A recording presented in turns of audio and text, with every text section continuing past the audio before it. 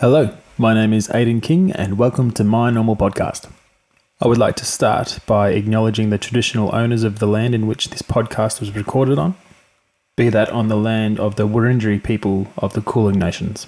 And I'd like to take this opportunity to pay my respects to the elders past, present and emerging. Matthew Mullins is my guest on episode number 8 today. Matty, amongst other things, is one of the directors of Sandhill Road, who are responsible for many of Melbourne's greatest hospitality offers, such as the Richmond Club Hotel, Garden State Hotel, and most recently, the reopening of the Esplanade Hotel in St Kilda, better known as the Espy. Today is a cracking chat. If you have ever thought about owning a pub with your mates, then this is the episode for you. We have a very honest chat about the ethics and decisions behind the monumental contributions that Matt and his team have given to the hospitality industry. We touch on just a sprinkle of things that Matt is clearly passionate about and how he involves them into his everyday business and just his attitude on life. Just a quick reminder to please like and subscribe. Shoot this podcast around to your friends. This is a really good one. I'm really happy how it turned out. I hope you enjoy. Alrighty, Matty Mullins, welcome to My Normal Podcast, mate. Cheers, how are you? Good, thanks, buddy. Good to see you, mate. It's been a little while since we were last podcasting together. Very nice to see your smiling face, brother. Cheers to the headliner of this year being COVID. Thank God for COVID. What a dream, hey? Yeah, she's really ringing out that encore set. Yeah. My first question to you, we're going to hopefully discuss where you are up to in your chronological order.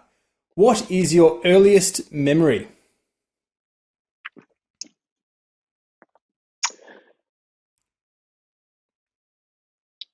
I think I've given this some thought over the years, but never came to a conclusive answer. But I think my earliest memory was looking up at my quite tall and somewhat imposing grandmother, my mother's mother, who I only knew for a couple of years before she died. And so if I do have this memory of her correct, I could only have been 2 or 2.5 or thereabouts. So it's a very vague, fuzzy memory, but I remember having been, remember this very tall presence, very, very loving, very generous, very caring, in such an ethereal sort of way. I can't say that with any real sense of clarity or detail, but that's it. Yeah, right. Where was this? To the best of my knowledge, it was in our house in Yanar, where I grew up. So my mother and father met in Melbourne. Dad was from Yarrawonga, up in the north of Victoria, and Mum was a girl from Glen Iris. And Dad came down to Melbourne to go to Monash University to study, met Mum, and then early in Dad's career as a lawyer, he was sent to a little country town called Mullins in Gippsland before my brother and I were born. So we were born in Mum and Dad's first year or two living in the country in Terrelman Hospital, and then lived in a little tiny town just outside Morwell called Yanar. It was 1,000 people, a very rural little town. Had a 60 or 70 person primary school, a general store, a small little pub, a post office, and an old train station that trains never ran through anymore. And it was a fantastic place to grow up. Yep. What was it like finding your feet as a child in that place? Unbelievably fun. So we had our little tiny part of the town. We had probably a dozen families who lived in maybe 100 houses in where we lived, surrounded by paddocks, And so the kids ran wild. There wasn't a house in the town that had its back door locked ever. And so we'd come and go from each other's backyards, in and out of each other's back doors. Yeah, wow.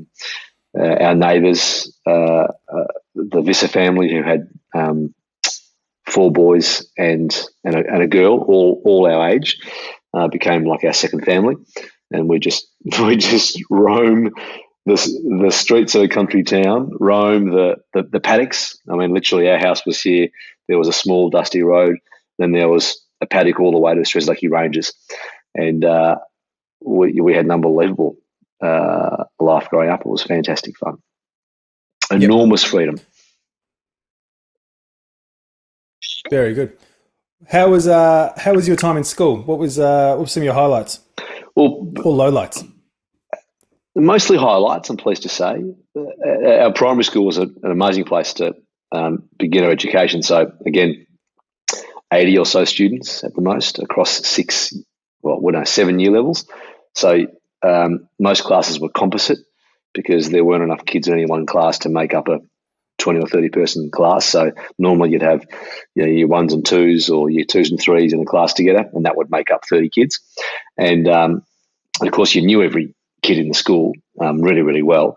You lived next door to most of them, or around the corner from most of them, or really close to most of them, and you knew their families, and they knew yours. So it was quite idyllic. You couldn't pick a downside to it. It was an amazing upbringing. It was the sort of upbringing that you long for your kids, or elements of it at least. There can be no doubt that there were not the opportunities to learn in later life, in adolescence, and to be exposed to the sort of life experiences that you can find in a city as an adolescent or a young adult. There can be no doubt that those opportunities weren't there. But as a primary student in particular, it was amazing. But of course, to have had the best of both worlds. We moved from that environment I was about 12 or 13, and came back to Melbourne. So to have had that extraordinary experience in the bush as a young kid for the first 12 and 13 years of my life, and then to have had the chance to come to the city and be exposed to all the amazing opportunities that a city can offer you. Was very much the best of both worlds. Yeah. So my partners in Santa Road, my brother and I are partners in the company, and our partners Tom, Doug, and Andy in Santa Road rib us incessantly for our country roots, because Andy and I are not shy to point out that we're from the country. We are quite convinced that having come from the country just makes us better people. Only city people would disagree. Exactly right. And so we don't miss an opportunity to make that point, and they don't miss an opportunity to crap on about how there goes the boys and their country upbringing, salt of the earth. Bullshit. They're so down to earth. That's it. We're probably both a little bit right, frankly.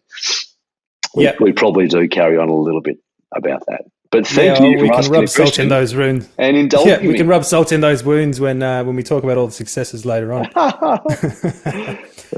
What were some of your aspirations when you were going through school? Like, what were you sort of striving for? Did you you stuck it out to the end? You had a strong encouragement to stick it out to the end? What was the end goal? I came from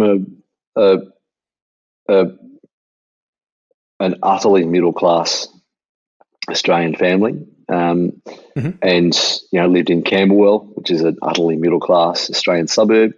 Went to Camberwell Grammar, an utterly middle class Australian, Melbourne private school, and it never occurred to me or almost anyone I was in high school with to do anything but finish school, do the best you could, get it done, and then at some point it would become clear to you what university you might go to, what you might study, and what profession you might you might go into. And that was actually, I regret that. That was an unbelievably narrow-minded way to think about life. In the end, I don't for a second think that I didn't end up in the right place with the right mindset. I'm over the moon with how life's turned out, with the obvious exception of the last 6 months. But I just think it's a narrow-minded way to think about education and to think about work. But it genuinely never occurred to me or anyone around me to think more broadly. There was no one I went to school with who was, or I should say, there clearly must have been people, my contemporaries at school, who I didn't know that well, perhaps, who would have thought differently about the world. I'm sure of that, but whose parents maybe thought differently as well, and whose teachers were guiding them in slightly different ways. But for all the people I knew at school, it was pretty straight up. Just finish year 12, get as good a marks as you can, go to uni, get a job. Did you get into any mischief? Little bits. I had I was pretty much a nerd though. I was pretty straight up, but I went through some phases, fair to say. Yeah. There were a couple of years there where I got in a bit of trouble and hung out with a different sort of kid. Probably, kids who were rebelling at school and in their families for a whole bunch of reasons, I suspect. And for a little while there, I rebelled with them at school and got in a bit of trouble. But nothing too major. Nothing to be proud of. Yeah. Nothing to be proud of in that sense. No. Yeah. No, exactly right. What was the plan with uni? What did you study? I studied commerce and arts, but arts first. So I did a couple of years studying arts, and then went overseas backpacking, like every young boy or girl of my age at that time did, and then came back and did 2 more years and studied commerce. And honestly, it was I went to Melbourne University. It was fucking great fun. I went from that private school experience, and mate, I was, I say this as a bit of a nerd, like I was the full nerd. I was the captain of the school and head of the cadet unit. I was your classic, just stick within the lines sort of bloke, right? And again, while I regret that was all that ever occurred to me, I don't think it was wrong. And whatever brought me to this point, I'm very happy about. But it was all very structured, very strict. There were lines, and I stuck within them, no question about it. And then got to university, and not having loved the school experience, despite the fact that I worked really hard within it and did the best I could to achieve what was there for me to achieve. Notwithstanding all that, I didn't love it. I didn't savor it, and I was over the moon to leave. I was well and truly done with it by the time I did leave, and just couldn't believe that a place like Melbourne University could exist for an 18 going on 19-year-old kid. Just couldn't believe you could turn up to a place, a seat of learning that gave you the freedom to come and go as you pleased, to get involved in any kind of extracurricular activity you can dream of, that left the onus entirely on you as to whether you turned up to subjects. Your choice of subjects, is entirely up to you. And it was an extraordinary time. It was just amazing.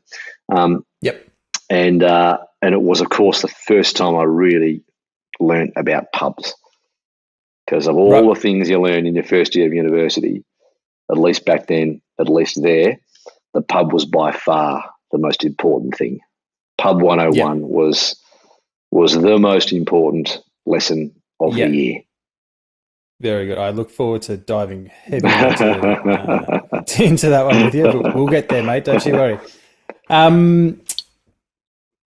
So you studied arts and commerce. What was your first entry into the arts? So,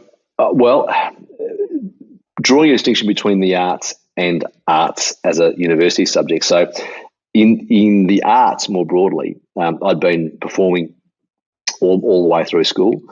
So I was in school plays, school musicals, all that sort of stuff. I was involved in helping write and direct school plays and school musicals as well.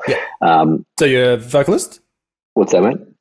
You dropped out. Yeah, have a sing. You're a vocalist? Yeah, well, I would never call myself that, but absolutely. Yeah. So basically, but when you were performing, you were using your mouth. I was doing whatever the fuck they would let me do, and whatever the fuck I could convince them to let me do.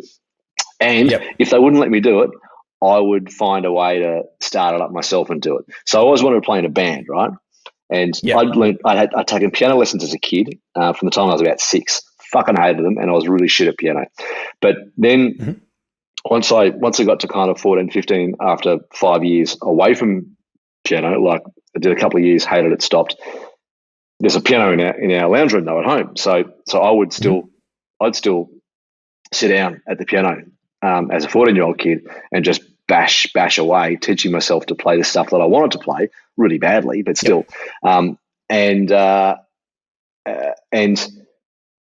then slowly learning to play a bit of guitar as well, just enough to bash out a few chords and a few songs and stuff. And then thought, I want to be a rock star, obviously. I mean, of course. And but no one was going to let me join their band, so I started a band with a bunch of mates.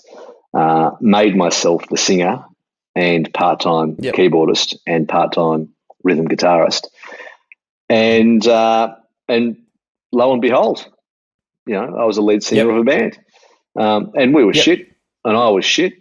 But remember the band name? Oh, absolutely, Post-War Revival. How pretentious is that? Seriously. Mind you, Post-War Revival did have quite a nice acronym, PWR. So we were PWR, and back in the day, you had your school bag, and you'd be allowed to graffiti the underside of your school bag. You couldn't graffiti the rest of it, but the underside, you're allowed that. So we had PWR graffitied across the bottom of our school bags, and our mission was to get as many of our mates at school to graffiti our band name on the underside of their bags as well. Like most people would have Pink Floyd, The Wall, Led Zeppelin, 4. Nah. Our job was to get as many of our unsuspecting mates to have PWR on the bottom of their bags. And some of them did for some unknown reason. Anyway, it was a shitload of fun. So I was all through school doing, I played flute in the brass band at school as well. I sung in the choir. Like none of these things I did well. None of them, not one. I had no talent in any of these areas, but seriously fucking loved it. Anyway. And then so when it came time to work out what to do after school, I chose arts because I loved history and politics. They were my favourite passions at school, if you can call a school subject a passion, and I probably could actually.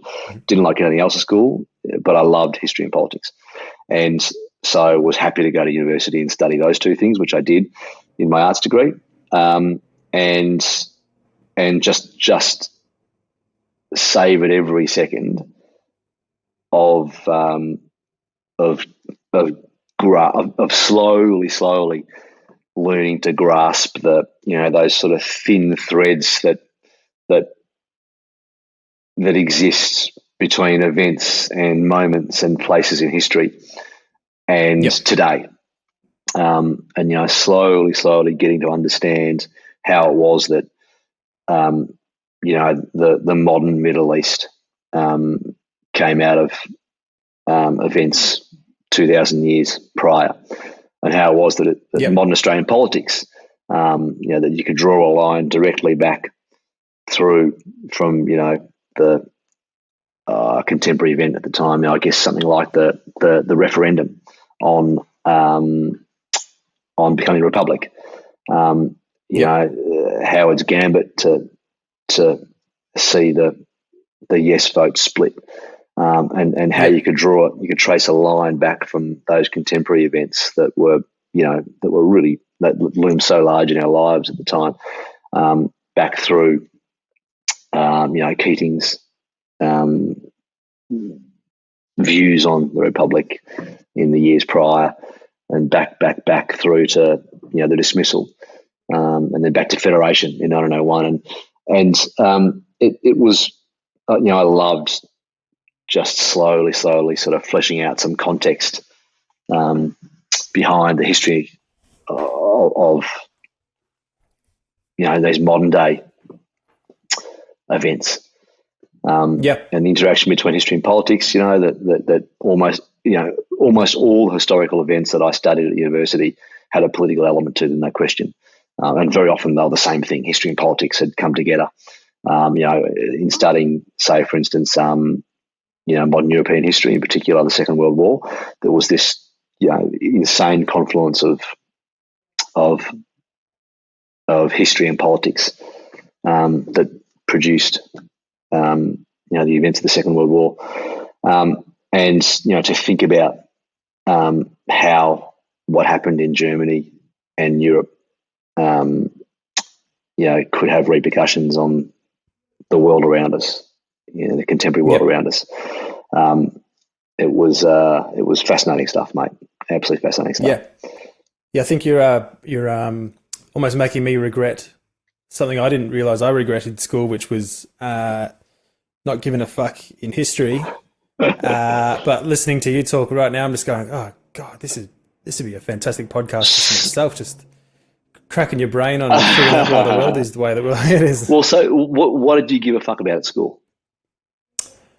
Oh, it was music. As soon as I had a lady come to our school, and she did a talk about how you could become an audio engineer and you can go and study at SAE and you don't need an enter score. And I found that out when I was about 16, and I went, fucking bang, done, mate. Yep. School sports, go fuck yourself. Yep. Oh, don't worry about it. I did music. I did all the arts. I just did all the cool, fun ones. Yep. I stopped maths as soon as I could. And me too. Yeah, and then the calculator turned up in our pocket, and I went, "Fuck, what's this?" So true, so true. Yeah, right. So, so you went straight from school straight to engineering course. Did a snow season, and then I love it. For a bit. I love how you just squeeze a little snow season in there first, though. Yep. Went up there, bit of a boys' trip, spent a snow season up at Mount Buller, and then came back, did uni for 2 years, and then I was pretty much a solid Melburnian by then, coming up from Ocean Grove where I grew up. Yeah. So I think I've got a similar sort of thing where, I look back at my childhood and I go, I couldn't imagine growing up anywhere else. Yeah. And then if I do have the option, when I do pop out a couple of kids, I'd love to make that happen down the coast rather than this big hustle bustle. But, well, whatever, it's all going to be good stuff. I'm sure you are one of millions of Victorians right now, just desperately plotting to get the fuck out of the city. It's my parents are down in Ocean Grove still, and they are just blown away by the early summer traffic. Yeah, they get it every year, but it's already hit. Everyone's sneaking out. You got to show your license at a cafe to get a coffee down in Ocean Grove to make sure you're not from Melbourne. It's what are the chances? What are the chances we'd be living in a world where you can't cross borders, you can't leave the Ring of Steel? Until 2 weeks ago, we lived with a curfew. Yeah. Now, I study history, right? So I know, I've got a vague idea the number of times throughout history that a population has lived under a fucking curfew. And it is a very, very long time since anyone in a modern Western democracy lived under a curfew. Little known Australia, I suppose. Yeah. This would probably be Australia's first, I would imagine. Well, at the very least, it's the first since the Second World War. But even then, there was unlikely to have been any real actual curfews. It's fucking mind blowing. Yeah. Yeah. Have you got any sort of insight as to history's sort of relation to the current? You know, COVID's constantly compared to like the other flus and all these other pandemics that have previously, graced this earth. What's your thoughts on the comparison? Well, unbelievably, with all the spare time I ought to have had over the last 6 months, I hadn't turned my mind to that question, mate. And that's mostly because I've spent most of the last 6 months homeschooling my 2 primary age children, which, let me tell you, is one of the worst fucking things I've ever had to do in my life, Aiden. Are they just sick of the history lesson? Oh, Jesus, mate. It's just... There you go. Fuck this. I'm doing music. Yeah. I hope to God that, in the off chance one day you are called upon to homeschool your children for a couple of days, you might have something to offer them. Yeah. But, oh, my God. Teachers don't get paid enough, do they? Oh, shit. Nowhere near enough. I always knew that, mind you. That's not a revelation to me. I always knew that. No. But, I'm pleased everyone else knows it as well now. But, so... The obviously the main comparison that anybody makes, historically to this time and this moment is the 1918 Spanish flu, and there are some comparisons there, no doubt about it, some similarities, but the reality is that our world is so radically different to that one, and the virus actually is very different as well, in truth, and works in different ways. What's so staggering to me is that this particular virus appears to have been built for this age, basically. It spreads in such a fucking diabolical way. It doesn't give us a chance to bring 100 years of medical technology to bear on it. It doesn't, whereas SARS and MERS and Ebola have all, we've been able to respond to those really quite effectively globally. And, our globalization, the ability for people to travel across borders and from one country to any other country on earth, one city to any other city on earth, in a matter of days at the absolute most, that's the sort of stuff that really fucks up a world population at the hands of a virus. But, Ebola and SARS, MERS, and all that other ones, they weren't good enough to get past our ability to identify cases and manage them. Whereas this one's just designed to sit there without anybody fucking knowing. And it's designed, it's designed to get us in the ways that we actually interact. So, we compared to 1918. We spend enormous amounts of time in large groups. We work in busy office buildings that are 100 stories high, where you're in a lift to get to your work. You're in a lift with 20 people. We go to pubs that are heaving full of people. We go to festivals and events and functions and the sort of things that people didn't do 50 years ago, frankly, let alone 100 years ago. So this thing. This was built to fuck us so wonderfully and so perfectly. I do my best to not bring up the COVID in the podcast, just because it's not. There's no good news yet, and even for future generations that hopefully come back and listen to this podcast, it's go somewhere else to listen to it. What music were you listening to when you were going through uni? It was my musical tastes through most of my life have been pretty mainstream, to be honest.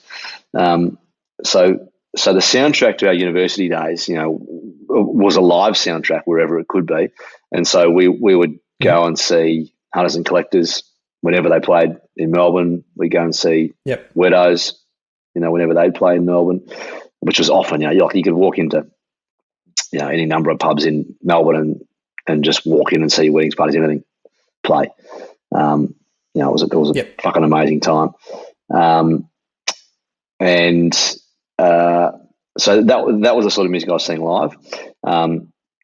Just Melbourne rock bands, basically. Hoodoo Gurus. Yep. What sort of pubs were you kicking around in?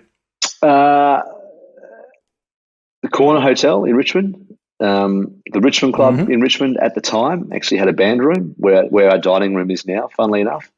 The Espy, absolutely. So we were always in and out of the Espy back during that era. Mm-hmm. At Melbourne University, we had a big, huge union hall, basically, and so bands would come and play there like all the time. I reckon I saw at least one gig from each of those bands at Melbourne University. Often in the middle of the day, like the student union would just book hunters to come and play a gig by lunchtime at uni. It was fucking amazing, to be honest. It was incredibly cool. And Nick Barker, who I recently put up with as well, was Nick Barker had a band called the Reptiles, who were fucking awesome. So Yeah, good. So you finished uni. What was next from there? I went and worked for. Actually, I didn't quite know what to do, to be honest.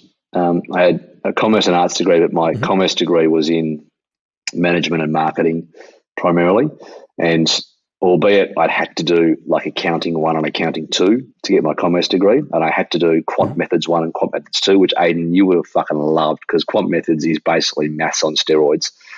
It's regression analysis, and I mean, I could not even tell you what I learned in those couple of years.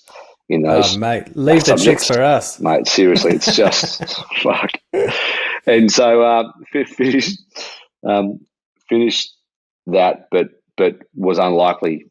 There was really it just wasn't that obvious that I'd be able to take my management and marketing degrees straight to the workforce then, and indeed I couldn't. And so I started a couple of jobs, a sales job, hated. I started a recruiting job, hated. And then I got to know through a girlfriend a guy called James McPherson, and she was doing some temp work, some secretarial work mostly with James. He ran a small promotions company where he was doing publicity and PR for arts and events. So a producer would walk into his office and say, right, I've got this, I'm bringing this show from New York, or I'm bringing, Disney on Ice on a world tour. Or Barry Humphries would a producer would bring a Barry Humphries show into Melbourne, and they need a local PR company to do the publicity and the PR, and so James's company did this, and I met him a few times and really liked him, loved what he was doing, and because I loved theatre and art and arts, the idea of working in that industry was absolutely intoxicating. So I left my recruiting job that I hated and wasn't very good at to take up a job on about half the pay, which wasn't saying much given the first job wasn't paying much anyway, and started work with James as a publicist. And I'd had a ball for a couple of years. We ran the publicity and the PR for big musicals, for big festivals, for acts like that. I said, Barry Humphries, Cirque du Soleil. The first time Cirque du Soleil came into Australia, we ran the PR for them in Melbourne. It was an unbelievable couple of years. Had an absolute ball doing that. But nonetheless, though, as much fun as it was, I certainly wasn't going to make my living. I wasn't going to make the rest of my life out of publicity and PR in the arts industry. That I just didn't see that. I didn't see that happening anytime soon. And at the age of 23, 24, probably I dabbled in the idea of, I was doing theatre at the time, so I was directing musicals and plays. I was writing musicals and plays at the time as well. So I certainly considered the idea that I could, and thought about the idea of producing our own theatre, shows and staging plays and what have you. But it never felt to me like I was likely to make, at least not at that stage, not from the bottom up, like I was likely to make a life in the arts. Yep. So at about the same time, my brother Andy, who was a finance broker at the time, our best mate Tommy, who was a finance broker working with Andy, and one of my other best mates, Doug, started talking about, what the fuck we're going to do with our lives. Dougie had studied science with me we did psychology. He was doing science, I was doing arts, but we had this shared subject, psychology. So we'd met at first university. We became best mates, the first day of O week, basically, and had been best mates ever since. He decided not to work in psychology as he could have done. Decided that just wasn't for him. So he went and started working in a pub and liked it, just pulling beers. Went to work at another pub and became a manager there, or assistant manager or duty manager, and quite like that as well. And started thinking, you know what, this could be my thing. I could, I love working in pubs. There's real potential here. The idea tapped into something that all of us had been feeling, which was that we all had a sense that we should work for ourselves. This was individual. It wasn't like we were talking about that at the time. We were just we were all working for other people, all putting in our suits every morning to go into work in an office, or in Doug's case in a pub, but still, and work for somebody else. And work for great people, mind you. We enjoyed our work, but none of us thought that was how we should live the rest of our lives. And we came to that conclusion sort of privately, but probably not with great clarity, just that there was something wrong about this. This just didn't make sense for us.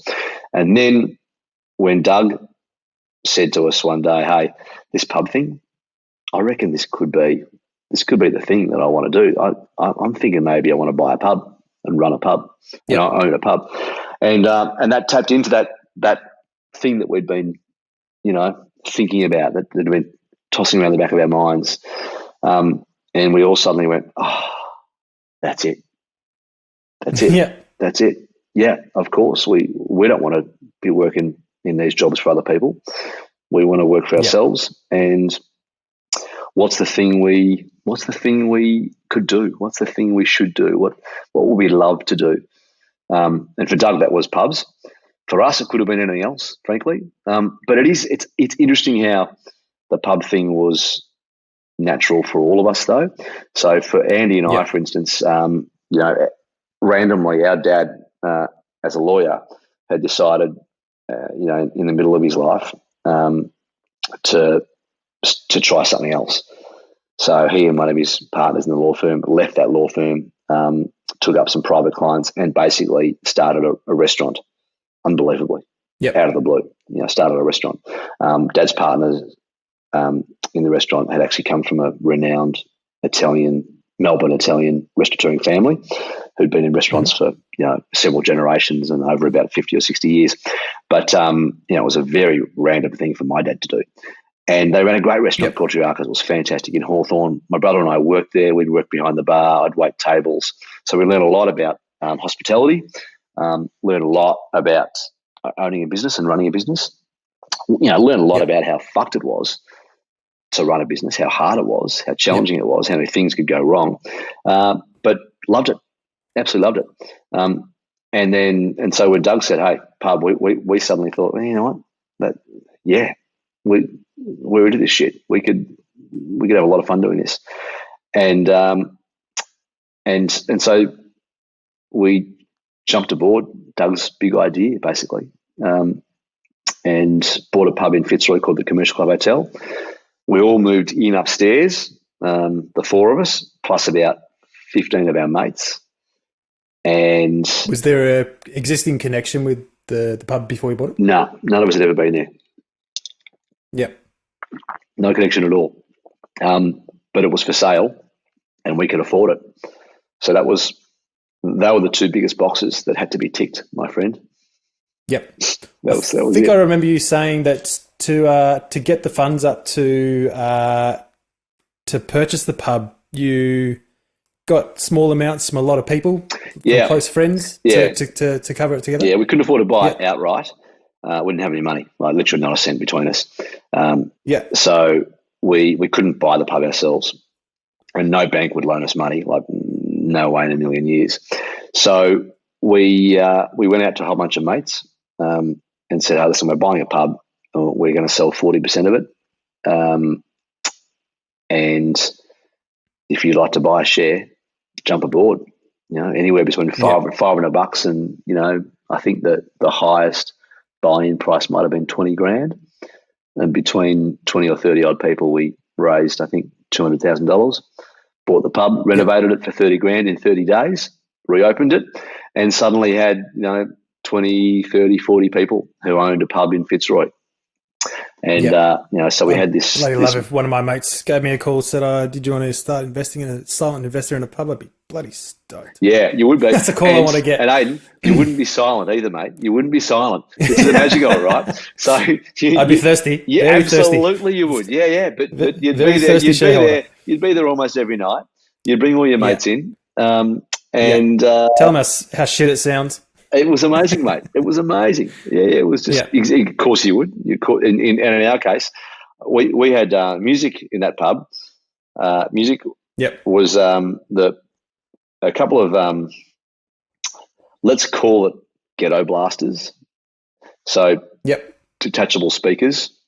So the music in that pub came from the detachable speakers from a couple of ghetto blasters, and one of those 6-disc rotating CD players, and some crappy, shitty little amp that drove the speakers, and that was it, mate. Yep, that was sound in the first pub in Fitzroy. Like year 2000. Yeah, exactly. Yeah. Yep. Yeah, it was atrocious. So this is the first entry into, you know, quite a long story of yours. What was on the cards for the renovations of the commercial? Whatever we could do ourselves without needing a tradie, an engineer, or a permit, and that didn't leave a lot, to be honest. So, you know, we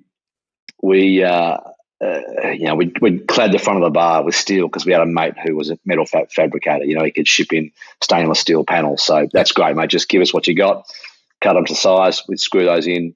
Bang! There's a new bar front. We'd take the shitty old curtains from the rooms upstairs that were shit now, and we'd bring them downstairs and line them across the front across a big long wall, and put mirrors in behind them as if they're windows. And you know, that's decor in a room now. We we sand and seal the timber floors. We'd grind and seal the concrete floors. You know, Tommy and I spent a night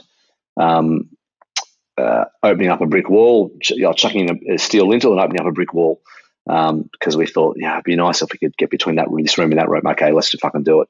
Grab a lintel from out the back, chuck it in, rip the bricks out. Like, it was appalling stuff. But we got it done. 30 days, $30,000. So we spend more than $30,000 on light fitting these days, which is ridiculous, right? But you know, back then we renovated an entire pub for $30,000. Yep. It was wild. Probably the best fun you ever had too, wasn't it? Absolutely. It was unbelievable. Living upstairs, we had 15 minutes living up there with us. So, you know, there were 20 of us across the journey who lived up in that pub. It was unbelievable. It was so much fun. Yep. Deadly as though. I mean, that would have been mischief. You know, it was ridiculous. Yeah. It's a miracle. It's a miracle no one died. It's a miracle just from the sort of jackass type stupidity that 24-year-olds get up to, above a pub filled with piss. It's a miracle none of us became alcoholics. You know, it's a miracle none of us got obese, because we just ate and drank all day, every day. So we came out of that. We came out of that remarkably healthy given the way it could have gone, I must say. But the big things during that period for us, mate, were we were 23, 24, 25. We were trying to run a business. We had no real idea how to run. We were learning as we went. We had no money because we weren't really making enough money, but we didn't need much either. We paid ourselves $100 a week at the time. And out of that $100 a week, we would need to buy our own booze in the bar as well, because we thought it was important that, no one just took booze from the bar. So, we didn't pay rent, admittedly, and we didn't pay for much of our food. But apart from that, $100 a week, we got by on that, pretty happily, to be honest. And the big thing during that period for us was to work out what sort of partnership we were, whether the partnership was sustainable, whether we wanted to do this again and again and again. We went into the pub together thinking that we'd buy a pub, we'd run a pub, and then we'd see what happened a year or two later. There certainly wasn't a plan to buy more pubs and more pubs and more pubs, and there certainly wasn't a plan to still be building pubs together 20 years later.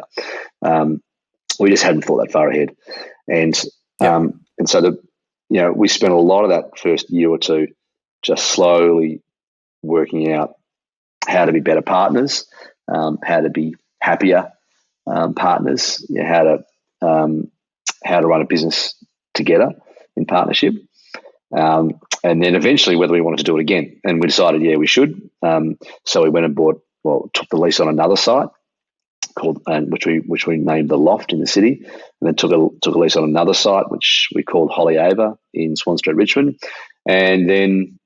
And then basically won a year for the next 10, 12, 13 years. We'd buy a new pub, renovate it, reopen it. So we did the post office in Swan Street, Richmond. How did you have one and then just... Yeah, it was crazy. I mean, it was probably, looking back now, it mightn't have been quite one every year, but it was something close to it. What was what was the trigger to pull, what was the thing that sort of clicked to pull the trigger on your next purchase, as in from the commercial? Great question, mate. Well, it was all about whether we wanted to be partners. So we didn't give much thought to what we could do next, what we should do next. Our theory was, hey, this one worked okay. It wasn't amazing. None of us were rich, but it worked. It was fun. We were still in our early to mid 20s, so we had plenty of time. No pressures, no responsibilities, plenty of time to just do things that were fun. And if we could make a living running our own business, well, let's keep doing it. The big thing was working out that we wanted to be partners. And the big thing that the single biggest thing, I reckon, that got us over that hurdle was the day, and listen, it probably wasn't one day, but it was the series of days or weeks or months that brought us all to the conclusion that we didn't need to and shouldn't count hours, count days off, count contribution. We simply had to say, am I better off being in partnership with you than on my own?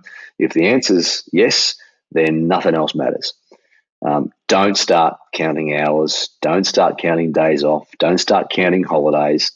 Over a lifetime, if we can remain partners over a lifetime, the only question that matters is, am I better off with you as my partner than on my own? And once we answer that question in the affirmative for all four of us, everything got so much easier. And we've never gone back to those questions. They are, let's not forget, they are absolutely the sorts of questions that destroy partnerships every single day in Australia. And as we all know, was there sort of like never make it through. Yeah. Was there a clear sort of conversation about a possible exit strategy for anyone who wanted to take it, if they so pleased, at any point on the journey? Yeah, but we never had a contract. We didn't have a shareholders agreement until much, much later. And so there was absolutely no obvious agreed strategy to get someone out if they needed to get out. And the only thing that finally brought us around to that was when we, much later, at least a decade later, we started thinking, oh shit, you know what? A couple of the guys are married now. there's a couple of kids in the mix. We need to think a bit more about planning for, the rainy day, planning for the hit by a bus scenario. We need a scenario. We need a mechanism so that if one of us got sick or even even died, there should be a really simple, clean way to go to a contract, a shareholders agreement, and go to some insurance and to get something done, so that it was simple and straight up. And that was, that was probably a decade into our partnership. But no, it never. Once we got over that initial hurdle, once the four of us, after that first year, came to the conclusion that we were better off together than apart, or better off together than alone, it was, it never crossed any of our minds to need a way out. Yep. But it's a massive leap of faith. I think I know absolutely. I think I know the answer to this question, but was it sort of ever a goal of yours to sort of set it up so it runs itself? Because, I mean, it sounds like you've always sort of been the worker bee to your own success. Not really, no. But as time went by, it became increasingly clear to us that, like I said, it's clear to anyone at some point in an entrepreneurial world that you are actually better off to work I've heard this before, but on the business rather than in the business. That at some point you're better off to pull yourself out and be able to take the helicopter view, the broader view of your business, than to be in it all day, every day, just looking at the 6 inches in front of your face. Because while that's a very good way to get something started and to bed in important principles and rules and standards and cultures, it's not that sustainable, and it certainly doesn't let you grow. So it was pretty clear to us at some point that, hey, we need to find good people to come in under us. Ideally, let's find people who are better at running pubs than us too, because we never thought. One of our partners, Doug, was a great hotel manager and would now be the best hotel manager we would have if he was a hotel manager, but he's not. He's a partner who owns hotels. So, but the rest of us had no idea at all how to run a pub, and still don't. Yep. So, it wasn't like it was hard to come to the conclusion that we'd be better off hiring really good hotel managers, and then even some even better ones to work on top of them, and that we were best off spending time working with those senior guys, and then letting them run the business, but delving into the business to work with the people who worked in the business, not all day, every day, but occasionally, to just make sure that the culture was right, just make sure that it felt right. And so that's how we've run the business ever since, to be honest. Yep. Was it difficult to pull the ejector seat and go into the helicopter to get that look and trust other people with, the roles that you'd been doing for so long? Yeah. Put you in the position to be able to move forward? Yeah, and a couple of guys, a couple of my partners found it harder. So we were all doing different things, different jobs in the business. None of us were completely pigeonholed by any means.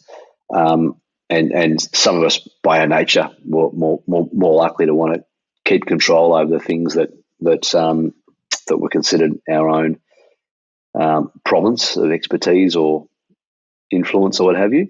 But in the end, if you find the right person to work with you or under you, it makes it that much easier to hand over responsibility to that person. If you find the wrong person, of course, it just confirms everything you always thought as a control freak.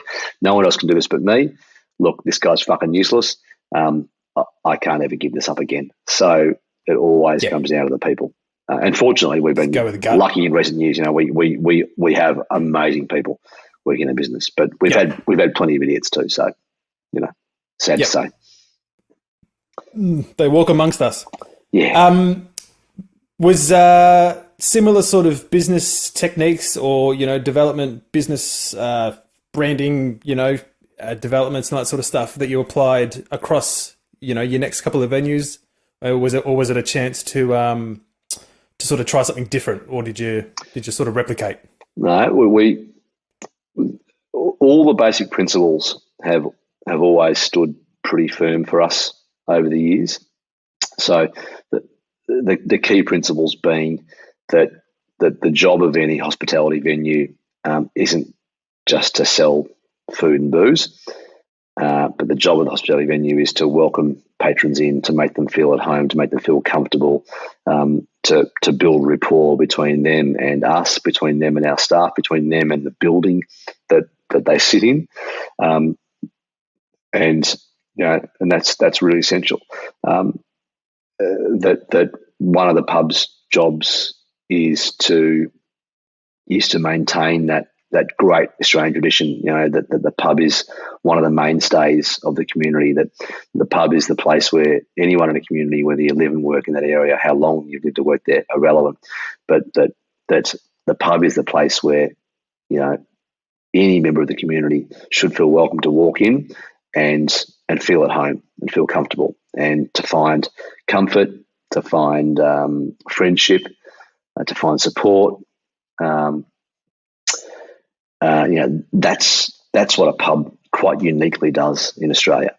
It has done. What were some of the ways hundreds of years you would show that comfort to your customers? Well, in the early days, it was really simple. We would be there behind the bar to literally offer that comfort. And we did, in our first few pubs, that was what we did all day, every day. But then over time, you obviously need to build a culture that does that in your absence, because that part of it still needs to work. So, every public bar in our pub still needs to have someone behind it who's the sort of person who just wants to say welcome, wants to wrap their arms around you and make you feel at home. And so simple choices like that, so simple choices like who you hire to stand behind the counter in a public bar. You can't take that sort of shit for granted. It's got to be right. Other things though, like the boys and I started a charity called Karma Kegs about 10 years ago. So for many, many years, well, from the very beginning of our time in pubs, we donated money to local charities, local community groups, local families in need, and to Indigenous causes all around the country. And so about 10 years ago, we formalised that into a charity called Karma Kegs, where rather than just, the business makes money and then the boys and I channel some of that money towards causes that are important to us, we made the link between the punter and the pub, which is where the money came from originally, and the charity, which is where it went to. And so Karma Kegs sort of centralised the giving process in the pub, basically. And so in the early days, the original idea was that we would put a keg of beer on free every Friday night, and you would choose what you paid for a pot or a schooner of beer. You could choose to pay nothing if you wanted to, or you could choose to pay $20. But the theory was that this was a karma keg, and that, of course, what you got out, what you put in, rather, you got out. And so, if you just took a schooner of beer and pissed off, bad karma's coming your way. If you paid a bit more than it was worth, well, good karma was probably coming your way. In the end, though, across the journey, most people did the right thing, and we donate a keg worth of sales from every pub every Friday night to charities, and that added up. We're getting close to $1 million worth of donations now, over 10 years. So it's a shitload of money. Even though the mechanism slightly changed now, we don't do the, hey, it's up to you. It's just enough people took the piss enough times that eventually you say, you know what? So now we just donate the money. Anyway, so that sort of thing as well. So, and that was very personal.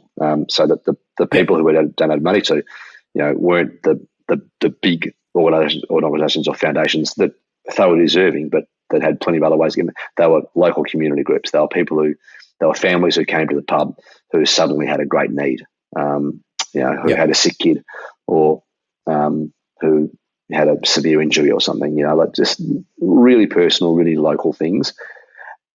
And then if not local, they were Indigenous. And so that's the sort of stuff that typified the way we've run pubs over the years. Yeah. Do you have sort of a long-standing connection with First Nations? Well, in the context of First Nations history, nope, not long-standing at all. That's a 60,000-year history, and our connection is very short. When studying history? Does Australian Indigenous history have the pedestal that it should? Well, of course it doesn't. No, not even remotely. Yep. Not even remotely. Although it's clearly changing. So, for instance, I learned nothing about Indigenous history in primary school, and almost nothing in secondary school. What I did learn was, factually incorrect, or there were grave omissions, and then at university, if there was an Indigenous subject available to me, I didn't know about it.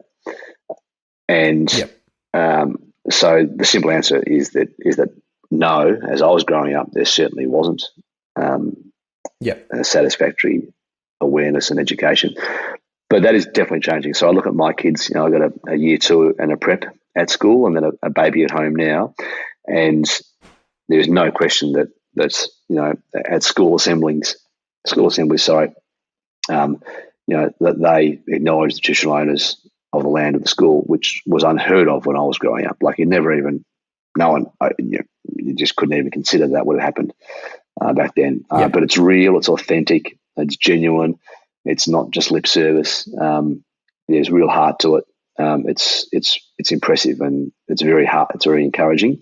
The national anthem the kids sing every assembly at school, and when I heard that, I first thought, "Oh, fuck, seriously, do we need to?" But the national anthem is accompanied by a didge and clapping sticks, and so it's somewhat tokenistic in a way, but it's as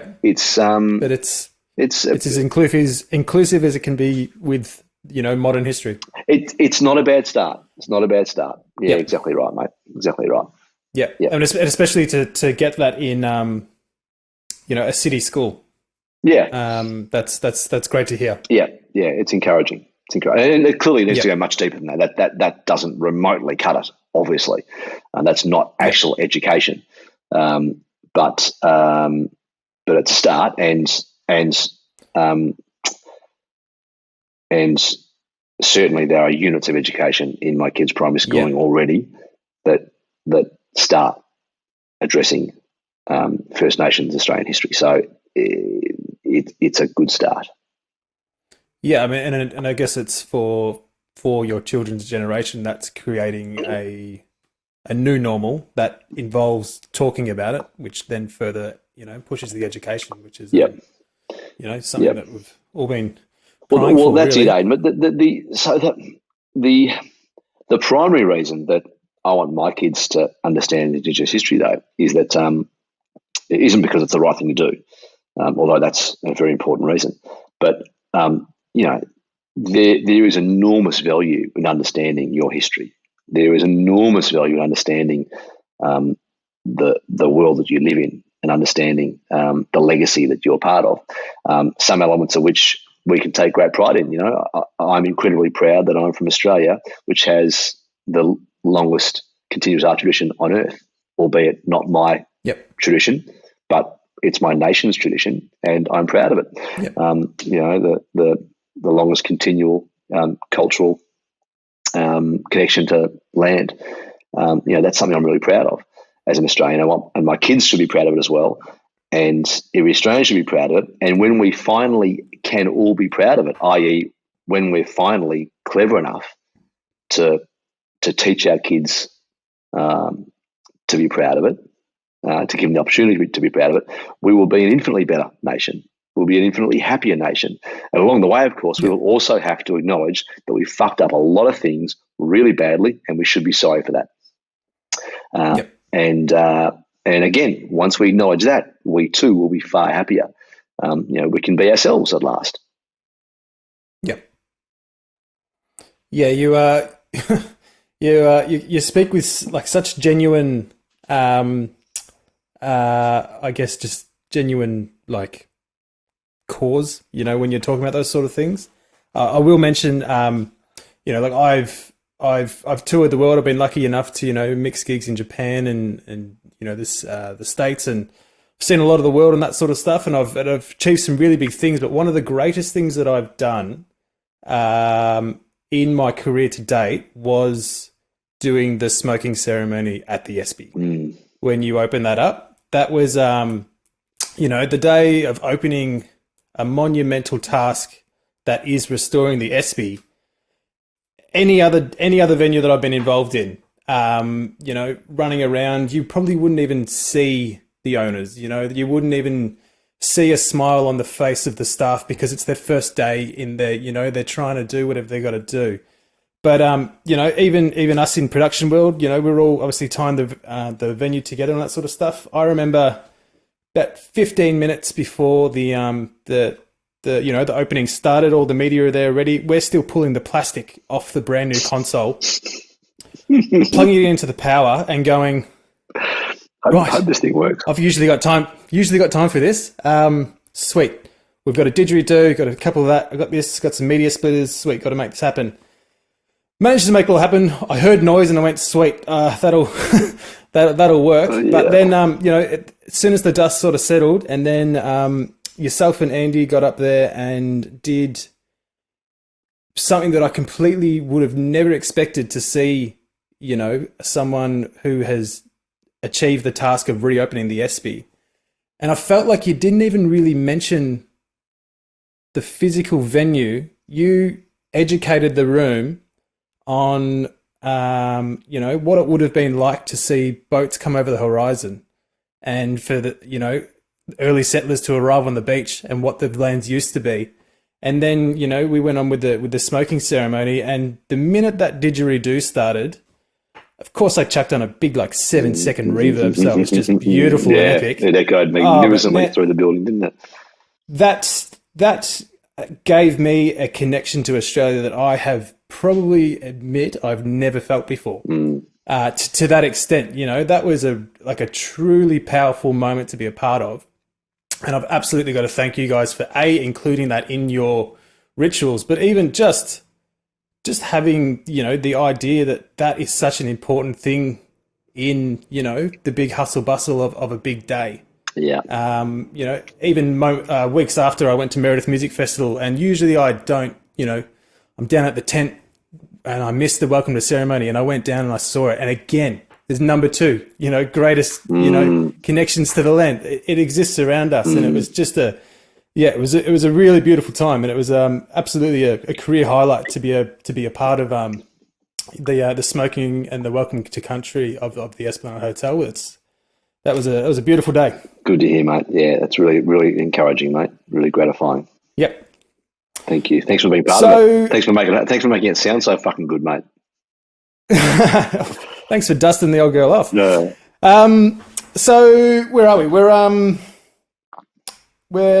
in Richmond. We're on Swan Street, Richmond. We bought up a couple of venues there because we really thought Swan Street was going to be something. It was a tired, shitty, horrible place back then. It was made up of $2 shops and some really rough as guts pubs.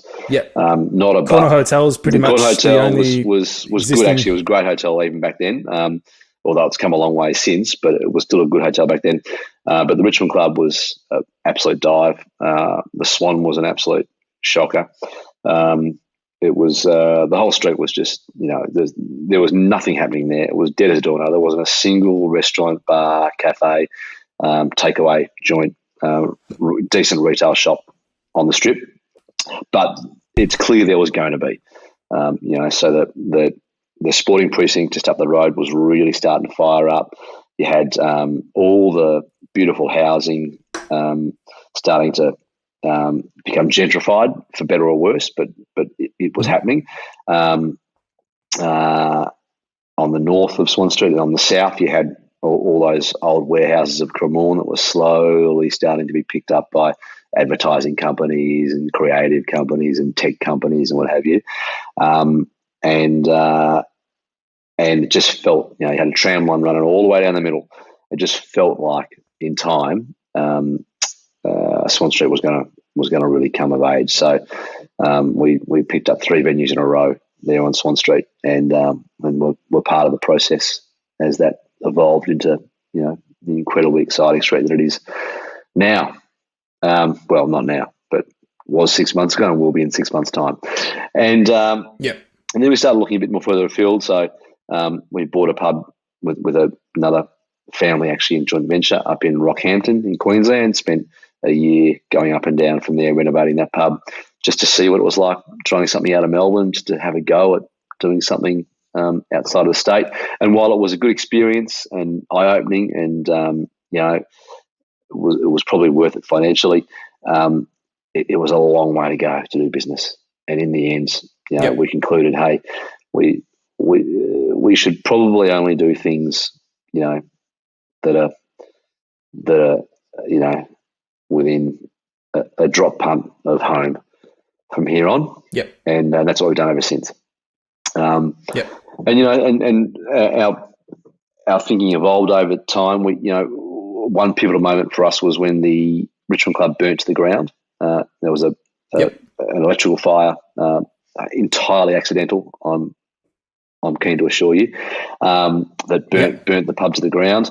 And while not an electrical stock take. There we go. It was the most devastating couple of days of our lives. We just finished renovating the place. Actually, it was really rocking, and then it just burnt, and it was fucking horrible. But in the end, we got we were quite fortunate that we had very good insurance, and we were really well insured, and so it gave us the chance to actually rebuild a pub properly from scratch. So whereas every other renovation to date had been pretty much just an extension of that 30 grand, 30 days that we did by ourselves without tradies and engineers and planning permits at the commercial club, suddenly we had insurance money ready to rebuild our pub, and we could afford to do it properly from the ground up. And so for the first time ever, we actually built a pub fit for purpose. And it was a revelation. Suddenly our pub could fit more people and could serve more people and could tap more beers and could make more food.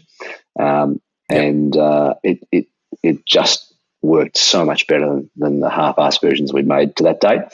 And and so that was really exciting for us. We, all the other principles still applied. So the pub as the centre of a community, the pub as a place to come and feel comfortable and at home and welcome. Those principles all still applied. But you could just do it better, and so we didn't look back from there. We bought a few other pubs of a similar size and scale to the Richmond Club, and did similar types of renovations, similar types of developments there. So the Prahran Hotel, well, in order, I think it was the Bridge Hotel, the Prahran Hotel, the Terminus Hotel, all inner city pubs, all of about that sort of 400 person capacity. Renovated them all. They were all dives. They were either all shut or basically shut, and then rebuilt them and reopened them. And then funnily enough, then we had a look at the Espy, and we'd always, so the Espy had always been our dream pub. It's the pub and any pub in Melbourne will pretty much tell you this. The Espy is the greatest pub on earth. It's certainly the greatest pub in Melbourne. None of that's got anything to do with me. Obviously, this is what the Espy has been for 140 years. So, and we had always dreamt that maybe one day we could take on the Espy and take care of the Espy and run it. But at the time, we just didn't quite think we could do it. We had just recently signed a lease to take over this big old restaurant on Flinders Lane that had been called Rosati for about 15, 20 years, that was then closed. And our intention there was to build a pub in the city. Yep. That would become the Garden State Hotel. And we just thought, oh shit, we'd be stretching ourselves too thin. We're not ready for this yet.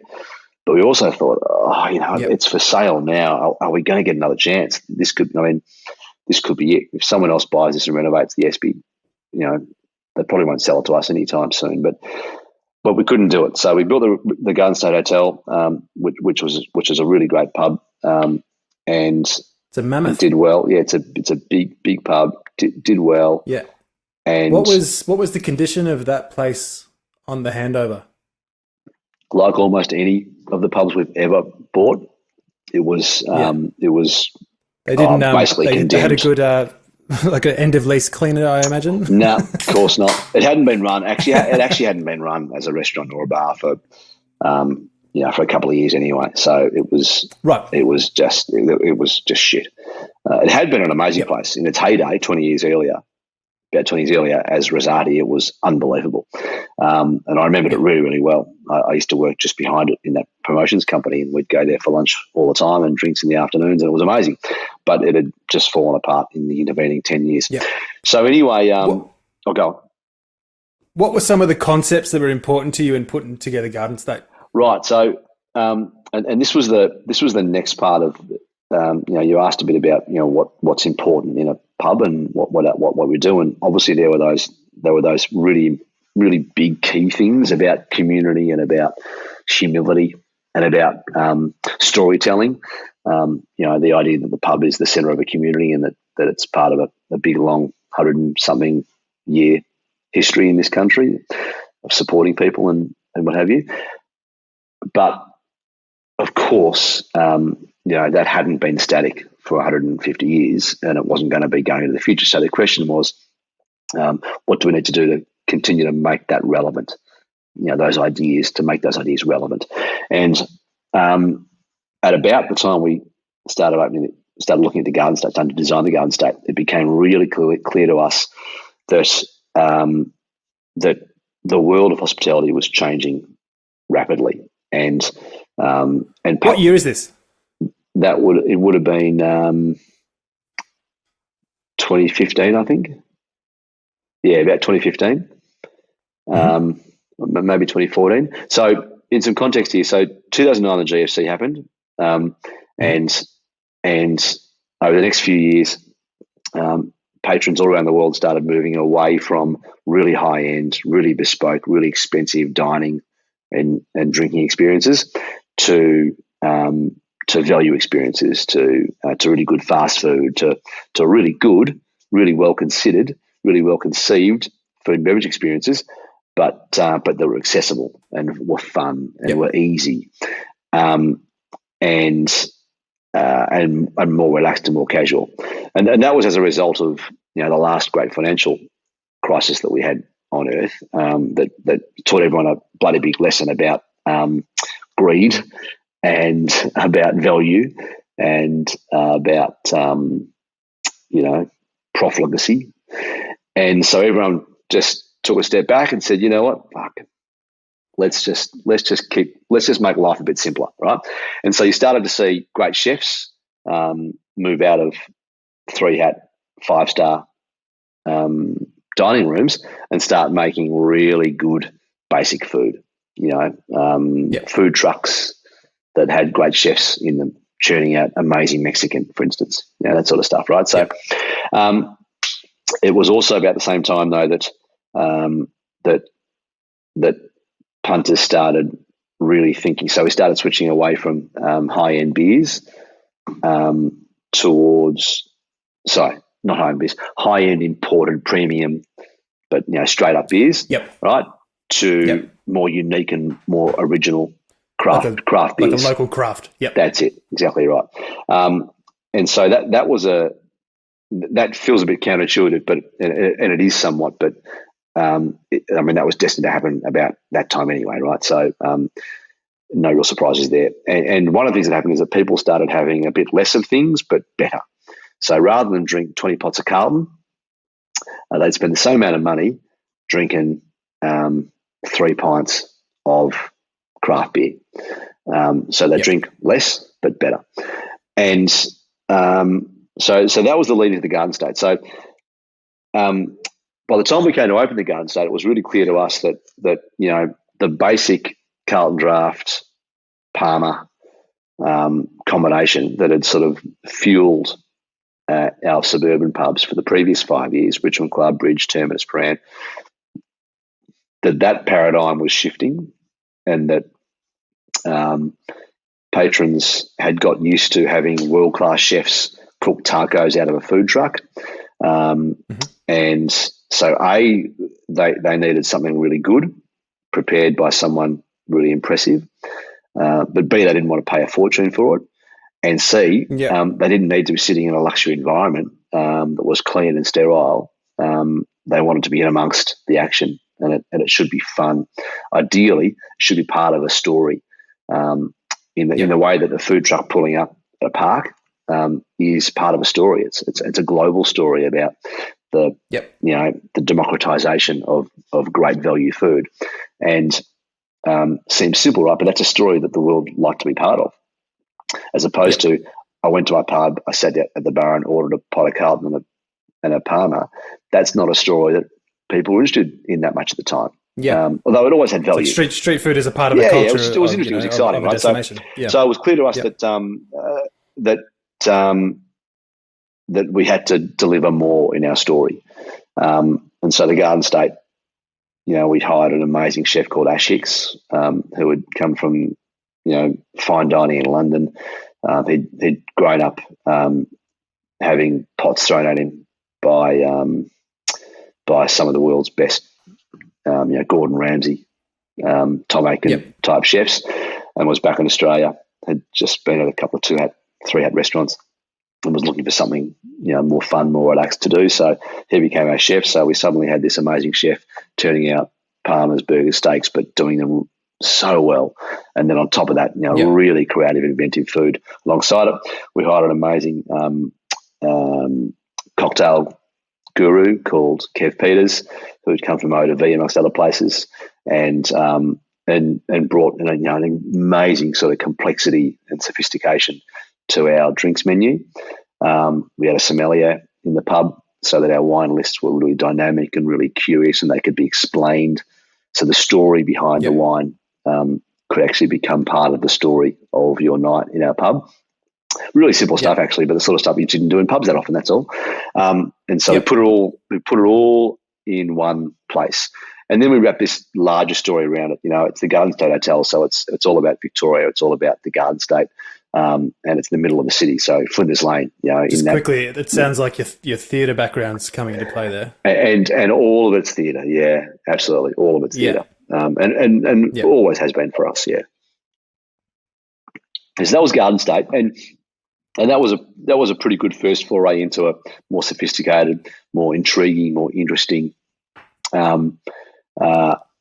type of pub. And when I say sophisticated, not luxury, but sophisticated in there's more going on. It's more interesting. It's delivered by better people with more expertise and what have you. Was this your biggest development at the time? At the time, by a long shot. Yeah. But it was about to be eclipsed, obviously, because as soon as we'd finished that, we went back to the Espy and said, hey, you guys took for sale. In the interim, they'd shut the pub and had started a very long, slow, handmade renovation on their own. And they said, yeah. And we said, well, we would like to buy it now. Can we do a deal? And eventually we did. So once the Garden State was all done and bedded down, we finally got the chance to take on the Holy Grail.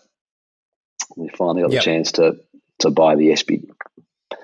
So we was at the point of, I guess probably I was wanting to ask this question earlier. When in this story did your nerves sort of turn into, all right, like we've found a rhythm here?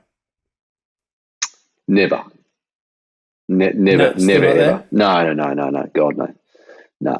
I thought you were going to ask me at what point in the Espy story did my nerves fray so much that I, nearly fell apart. Well, that was, from the first day. But sorry, I've never felt that. God, no. Yeah. No. So it makes me think, like you said you were no good at flute, but I reckon if you were to pick up a flute, you'd be fucking. Honestly, no. Shit, no. Categorically not. No. But listen, we're good at pubs. We are. That's we've been doing it for 20 years. It's been our life's work. So we're good at pubs. You're obviously someone who fuels themselves on the nervousness, and you can sort of convert that into your business. And that's the driving force. We do. But the primary purpose of all of that for me though is that we never think we've got the answers. We never think we never think we can just roll out the same things we did last time and it'll work. It keeps us on our toes. It reminds us to be humble. It reminds us that if we had a success with the last pub, it was only because we went into that last pub unsure of ourselves and determined to do our homework, to do our research, to do our work, to keep an open mind, to bring in great collaborators. And only then did we achieve a great result. So to think that you could achieve a great result without doing all those things by just saying, let's just do the same thing we did last time, roll it out again. That's not how the last one worked. The last one worked because we specifically didn't do that. We specifically said, we don't have the answers. We don't know how this should work. We have to do our homework. We have to do our research. We have to go and check. We have to be sure. We have to bring in experts who are better than us. And so you have to do that every time. Every time. Yep. And we do. And we always will. Yep. So we approach the Espy with a very, very open mind as to what it should be, how it should work. We clearly, because we'd spent 20 years dreaming of it, we clearly had really strong ideas in our guts about what it could be, what it should be, how it should work. But we started the process with an incredibly open mind about just what we should do there. And we knew that having the option on the table of developing Garden State, but then also having the Espy come across your desk at that point of considering it. I mean, you probably wouldn't consider yourself to be someone who swims in a deep pool. You are an ocean swimmer. If that's a potential on the cards thing, like that would, I mean, if you would have gone through with that, I can't even fathom the workload and the stress that would have created, and I'm sure you would have pulled it off. But do you definitely look back at that decision and go, the timing wasn't right, and thank God that it came around. Absolutely, mate. Yeah, absolutely. And it's nice of them to keep it warm, keep the seat warm for us to come in and swoop in and absolutely probably come in with a better head on your shoulders to do a better job of the overall success of the Espy. No doubt, mate. Yep. No doubt about that at all. Yeah, for sure, buddy. Yeah. How was the end of lease clean on the Espy handover? Mate, it was nothing of the sort. So the guys had already started. What sort of construction had they completed? Well, they demoed everything in the pub other than the original fabric. So they pulled out all the bars, all the new ceilings, all like the crappy ones that have been put in over the last 100 years. They'd ripped out bathrooms, fixtures, fittings, lights, power, most of the plumbing. So it literally was just a big. Is there a lot of stuff shell. that wasn't? A lot of stuff that maybe wouldn't have been preserved. Like, was there a lot of like the Freddie Negro artworks and stuff that might have been damaged in the process? To their credit, thank goodness, no. Thank goodness they'd taken anything that had that sort of heritage value. They took all of that and put them upstairs in a couple of big rooms up the top there, and thank God. So we were able to pull all that stuff out and put it back into the pub as we were finishing up. So it's all still there now. Thank God. And they didn't touch the Gershwin at all. They put a new floor down, funnily enough, but that was it. Yeah. Right. Yeah. Yep. Yeah. But otherwise, no, didn't touch it. No. So, but we had to start again. We had to start from scratch with the whole pub. So, you probably noticed, but most of what goes into renovating a pub, no one will ever see. So, in terms of time, effort, and money in a renovation, most of it no one will ever see. It's air handling, it's egress, it's emergency, it's safety stuff. Yep. It's fire sprinklers and all that sort of shit. Regulations. All that sort of Speed stuff. Like humps. that. It's months and months and months of work. And in the case of the Espy, millions of dollars. And no one will ever see it. Yep. And then only finally do you get to come in and put in beautiful bars and lovely furniture and nice things on walls and beautiful lights, and amazing sound systems, right? Yep. But all that comes in at the end. So in the last month or so.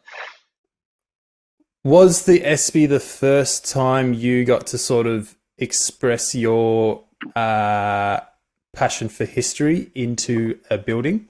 Yeah, pretty much. Yeah, it was. Yeah. We're aware of the history of other pubs, and I've always delved into history. I've always gone, to the local historical society and fully investigated the life of the history of our other pubs as well. But there's only so much you can do with those other pubs anyway, frankly. I mean, the Espy is just layer upon layer upon layer of extraordinary history. And so it's something else, yeah. Yep. Can you run the listeners through, I guess, take as long as you want, but what was the Espy when it first started? Right. So and do by all means get comfortable, because this could go for quite some time. I guess this is a probably good opportunity to give a shout out. If anyone who's listening to the podcast, go and listen to Matty's, or go listen to the Hotel Esplanade podcast, where you will listen to before day one. And it is it's like 22, 23 episodes of the development of the pub. But it's not only that, it's going into the history that we're about to go into. Yeah. Highly recommend going and listening to this. It's, you documented the process. Thanks, mate. Yeah, it's a wild story. But basically, so Melbourne was founded, the modern Western city, civilization in Melbourne was founded in 1835 when Batman sailed up the bay and stole all the land that is now Greater Melbourne from the Wurundjeri. And a few years later, in 1851, gold was discovered in Victoria. And within decades, that gold had made Melbourne and Victoria, Melbourne in particular, the richest city on the earth, literally richest city on earth, and the second largest by population in the British Empire outside of London. So, Melbourne just went absolutely crazy. And all those newly rich Melburnians needed somewhere to spend their money. And they didn't want to do it in Melbourne, which was a relatively dirty, smelly, dusty town.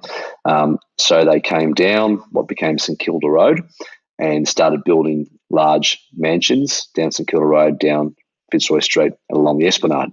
And they made the then city of St Kilda, that was named after a clipper that was parked off the beach of St Kilda for about a year.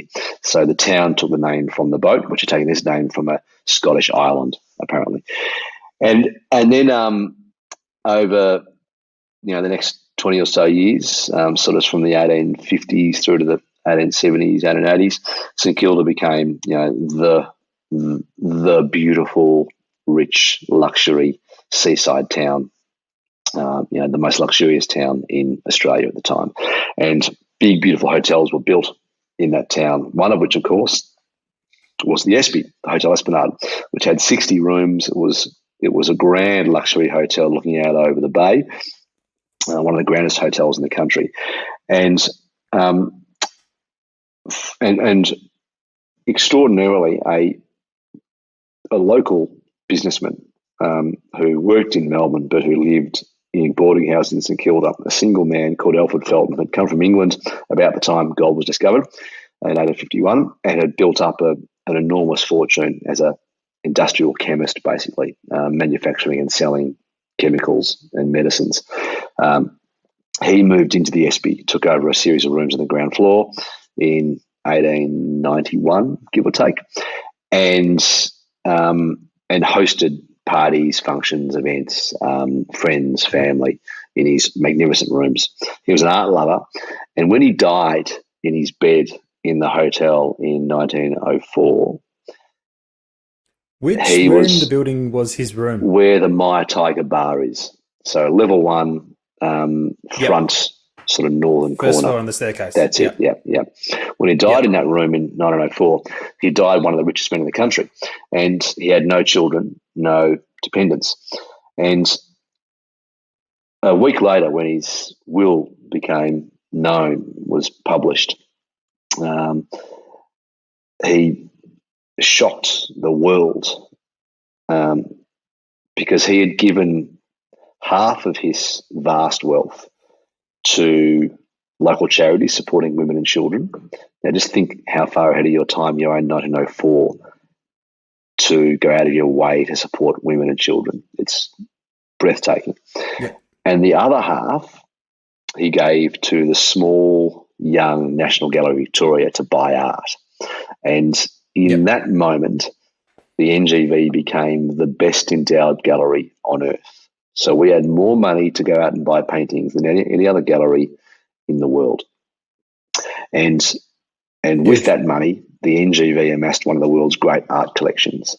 So it didn't happen by accident. It's not comparable to any other gallery in the country. The NGV's collection is worth several times the nearest to it in Australia. And in fact, the NGV's art is worth about $4 billion, and Felton's endowment bought $3 billion worth of that. $3 billion worth of art. And so this guy lived and died in the Espy. Yep. Is there still signs of his existence in the building? No. So the rooms where he lived were up the front stairs, in the front door, and immediately on your right. We've got amazing photos of his rooms. Miraculously, they were discovered about 15 years ago, and they're exquisite. And you know precisely how the rooms lay out, and you can sort of see where they would have been. But the rooms are renovated and demolished basically and rebuilt back in 1920 when that Art Deco front was added on the front of the hotel. But level 1, where the Maya Tiger private dining room is in front of the duck station there's a fireplace and a mantle and then a bay window, and that's a perfect match for the fireplace and bay window that was originally directly below it, and it was that room directly below where Felton lived and had his his big collection of art and paintings, whatever else. So we've got photographs that match up precisely with that space, but it's actually the level above, not below. But anyway. Yep. What were some of the unexpected jewels or warts that you found when polishing it up? Like the building, I mean. Yep. Yeah. Yeah. Obviously, a couple of big things we found. Obviously, there was all that amazing art from Fed Negro and others that have been taken out by the previous owners and put somewhere safe upstairs. We also found like 30 years worth of rock posters archived upstairs. Well, not archived; they were shoved in boxes and crates upstairs, but they were there and they were kept safe. So, that's an amazing sort of history of the live music of the Espy over the last 30 years. So that's been really cool. Actually, randomly, so when we took the place over, we had our engineers and designers go in and do a full measure up of the whole building, and they measured up everything and drew everything and put it into CAD and whatever else, and then they sent it out and they started working off those. And randomly, halfway through the build, the builder started pulling out an area above a flight of stairs where there should have been nothing, basically, and found this room. And it was a very small room, and it was an old ensuite that had a bathroom, a toilet, a shower screen, a basin on a wall, and it didn't exist in the plans though. So when the engineers and surveyors had surveyed the building, they didn't identify this 2 metre. It was all fully sealed up and walled in, and like someone had come along at some point and plastered over like 100 years ago, and no one knew it existed. So it was just surreal. It was out in the back in a working part of the pub, and in order to get an emergency fire stair into that location, it had to come out anyway. And it didn't have any real significance, but it was surreal to pull a wall down and find this room that had been boarded up for, 100 odd years. Unbelievable. But no, along the way, the biggest thing we found were these stories. So, when we first took over the Espy, we had never heard the name Jochen Felton. So we didn't know the Felton story when we took over the Espy. It's only something we discovered along the journey. And then along the way, in working out just what the pub was, what it meant, and what it should be in the years ahead, we spent a lot of time talking to people who loved the Espy, knew the Espy, had lived in the Espy, had worked in the Espy, had visited the Espy, had played in the Espy, had engineered music in the Espy.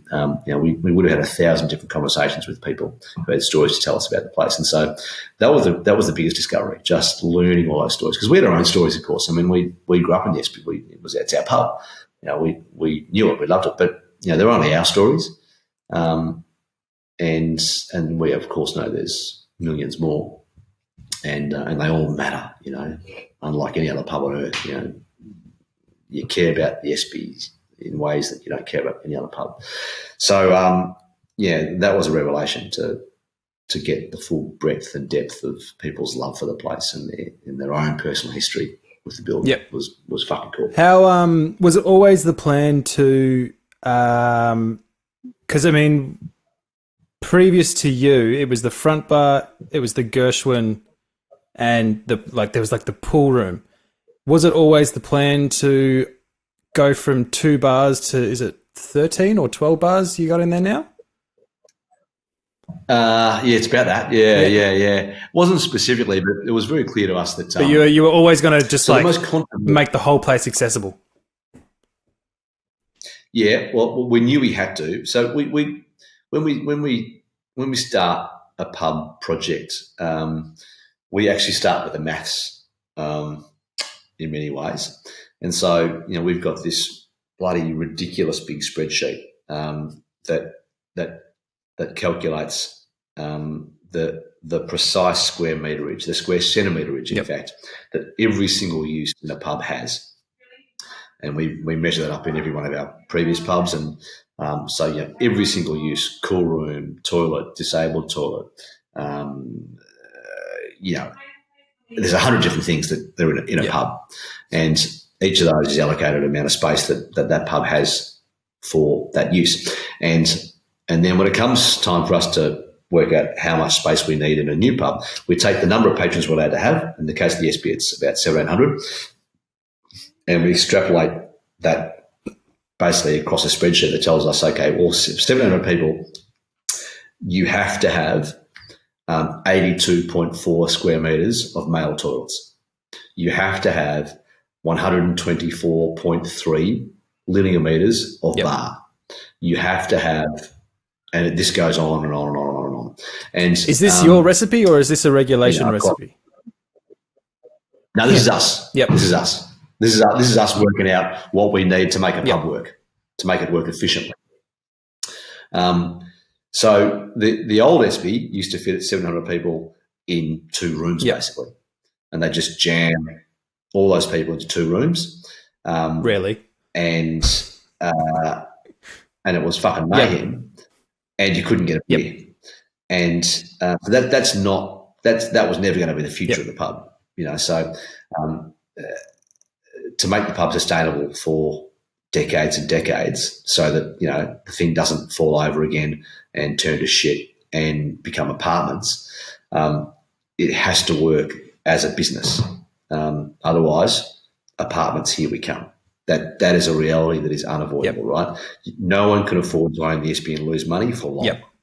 Okay, so eventually you got no choice. You either make it profitable or sell it to developers right now, and which we would never do, but someone would eventually, right? So you've got to get the basics right, and so we start with that when we work out what we need. So it was very clear that we needed to spread all of our patrons throughout the entire building in order that they weren't just crammed together shoulder to shoulder in 3 rooms, unable to get a beer. and a feed. So they were always going to be spread across the entire building, basically. And then the next question for us was, okay, well, how many stages do we have?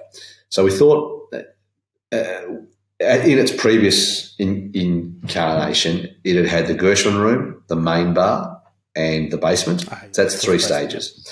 That's a lot of stages in one pub. It's frankly unheard of. Like you I don't know of a pub that's got 2 stages, let alone 3. Although I'm sure there's probably a couple, but there wouldn't be many. So we underdone for quite a long time as to what sort of band configuration we would have.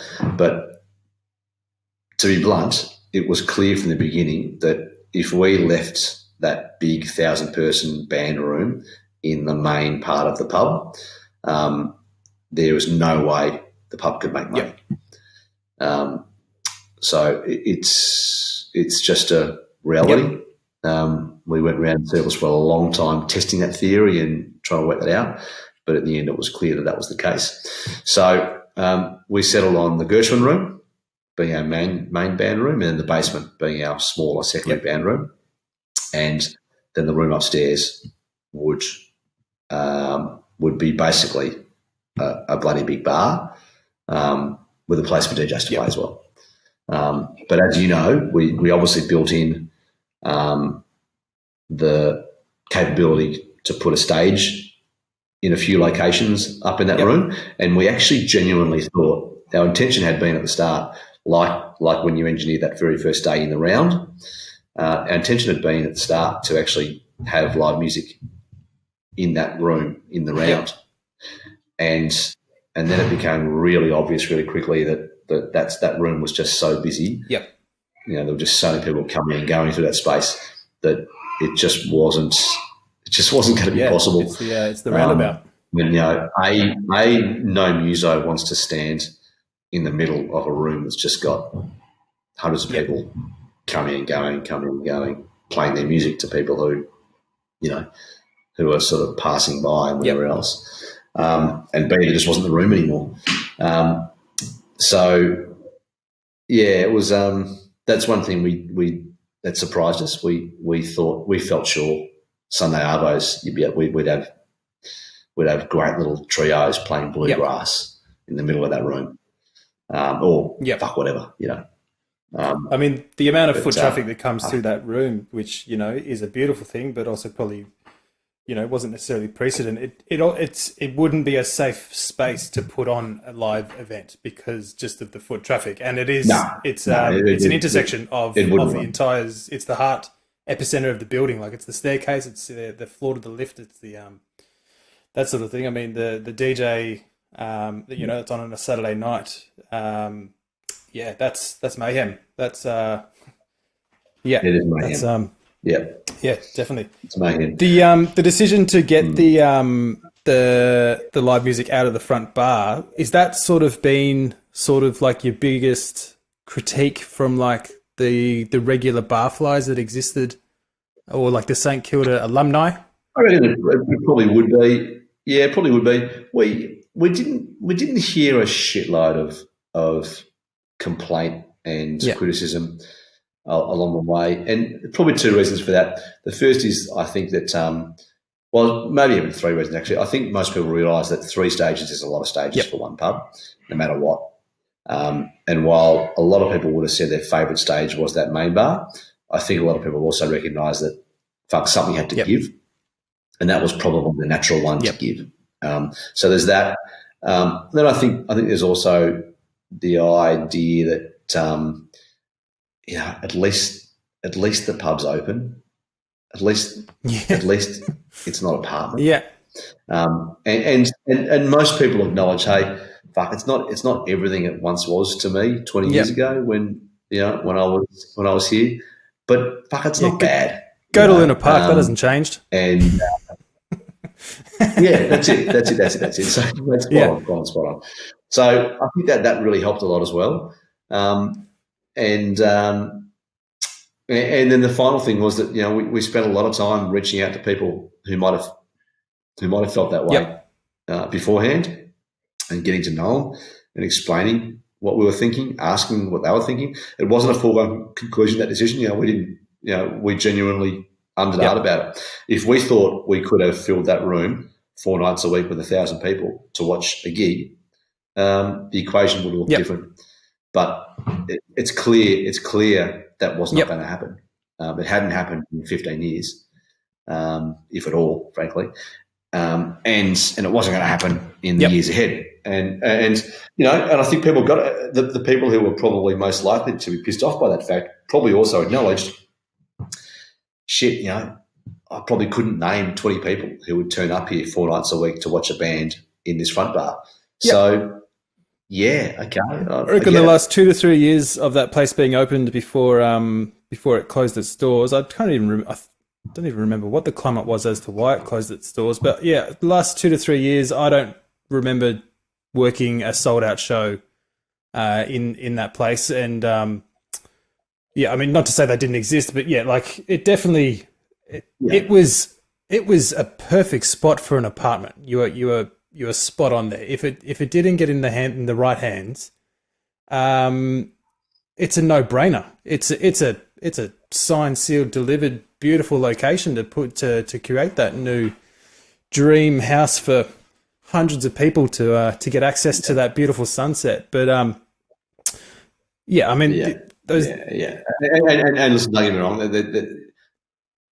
It would be a 10-year fight for someone to turn the Espy into apartments. Don't get me wrong, and it would never happen on my watch.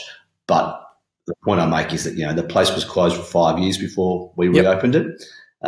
If that 5 years had become 10 years, it's much harder to mount an argument in a court that that the pub that's been closed for 10 years is an essential part of the cultural heritage of St Kilda. Yeah, I mean, if it wouldn't have been apartments, it probably would have been a renovations fueled by pokies or something that would have just been a complete slap in the face of what that building means.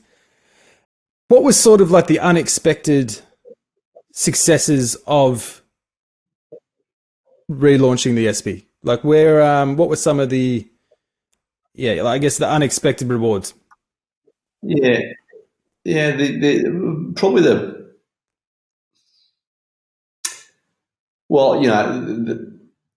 fact that people loved it so much and came in such large numbers, that's obviously unexpected. You hope and dream that's going to be the case, but you don't. You're not honestly arrogant enough to think that will be the case. So that's always an unexpected surprise when it happens. But that was the point, though, so we shouldn't be that surprised. That's what we aimed for. But the surprises were probably the things like, the arts program was an amazing surprise to us. We had this idea that the Espy was a home to art as well as music, and that we needed to make concerted efforts to draw people in for an artistic offer. Yep.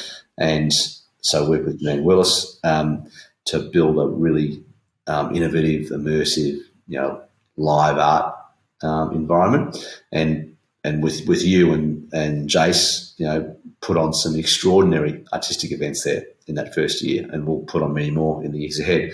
But to bring people into the Espy for the sort of experience, in an Australian pub that you would ordinarily have to go to, Dark Mofo for, or to the Best of the Fringe Festival, or what have you, was amazing. And to wedge all that art in amongst a big, busy, working, heaving pub was just extraordinary. And the job that Janine, the artistic director, and then you guys from an operational point of view, and then the artists, the job that combined you did together was just amazing. And the fact that we were able to bring people into our pub who wouldn't normally come to a pub, or bring people in for art who wouldn't normally come for art, but because they normally come to the pub, they came for the art, was really gratifying. It was very cool. Did it feel like you were walking into foreign territory with it being, an iconic live music venue opposed to,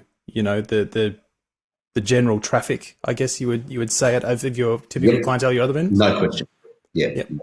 No question. So we were acutely aware from the beginning that we knew nothing about live music, and set about getting really good advice and getting great people on board. So obviously Sean Adams is a booker. He's got decades of experience, and then Jason, yourself, from a production point of view. So we knew nothing, and knew that we had to rely on experts to build up a program that would work and to deliver it properly. And from our point of view, we were happy to take advice. And we didn't put a lot of pressure on live music, though, because we didn't expect live music to make us money, and it hasn't, and it won't, and that's okay. It doesn't need to. It's essential in the Espy, and it will always be there as long as we own the place. But it takes the pressure off. It doesn't need to make money. Yep. It's enough that it's there. So we can afford to take our time, to ease into it, to let Sean, say no to some stuff if he was convinced it wasn't right, and to lose money on some stuff when he was convinced that it was right. It's a multi-year thing. Yep. Live music, we had an amazing first year. We saw a calibre of act regularly in the Gershwin Room in particular that we never imagined we'd be able to attract to one of our pubs. But we did, and it was amazing, and it was fantastic. So I mean the Espy, to me, when I started uni, I think my first job was pulling beers at the Espy. George was the production manager at the time, and I just basically tapped him on the shoulder and went like, "Hey man, like I used to mix bands and stuff back in Geelong. Like, can I help you? Because I'm better at that than I am at pulling beers." So just basically, I took care of the venue whenever he needed to go back to Perth for a birthday party, and I mean some of the. I was the cocky little arrogant kid who moved up from Ocean Grove, and within the first couple of weeks, I mixed Public Enemy in the front bar. I mixed Curtis Blow, like some of the I'm looking at these hip hop documentaries and world class documentaries, especially during COVID and going through all these things and just being like, what? I got to work with those people, and like that was in like the front bar, as a very young, hadn't had the world shit on me yet, and I'm getting access to these guys, and it was just like I just thought this was the normal, and so it's especially the bands that were coming through, like Kingswood and all that sort of stuff, and on the relaunch, it was really nice to just have a high caliber immediately and thick, and week after week, the good roster of those bands. And it was also great to be doing a sound check and have yourself come in and greet the bands. Like I've never seen any owner walk into a band and actually just greet and just make sure they're comfortable and all that sort of thing. So it's I couldn't imagine the venue to be in better hands, mate. Thank you, brother. Thank you, mate. Appreciate it. Well, it's in your hands most of the time, so thank God. I'm looking forward to having something to do. Yeah, can't wait, mate. Can't fucking wait. I guess the last thing to touch on, and I don't really want to dive too deep into it, but was the venue for sale, or were you in a position to put it, or will you just put it at a handsome rate when you had announced that you'd actually sold the Espy? Yeah, good question. So the boys and I we'd always been asked, would you ever sell your pubs? And our answer had always been, probably not. But you know what? Everything's always for sale. And genuinely, everything is always for sale. It's crazy to suggest that it's not, right? If the time's right, if the price is right, if it's the right time in life, then everything's always for sale. But we weren't planning it. We weren't seeking it. We certainly hadn't put any of our pubs on the market or anything. But these guys came along into last year and made us an offer that we couldn't not consider. Yep. And it was a seriously impressive offer, and you couldn't not think about it. And so we thought about it for a little while, and in the end decided, well, we don't really want to sell, but at the same time, it'll give us amazing opportunities to do other things, to do more things, to free up a lot of resources to go out and do some other stuff that we'd love to do in pubs and bars and art and music and stuff. And I mean, this is going to sound a bit weird, but we love being publicans. We love our pubs.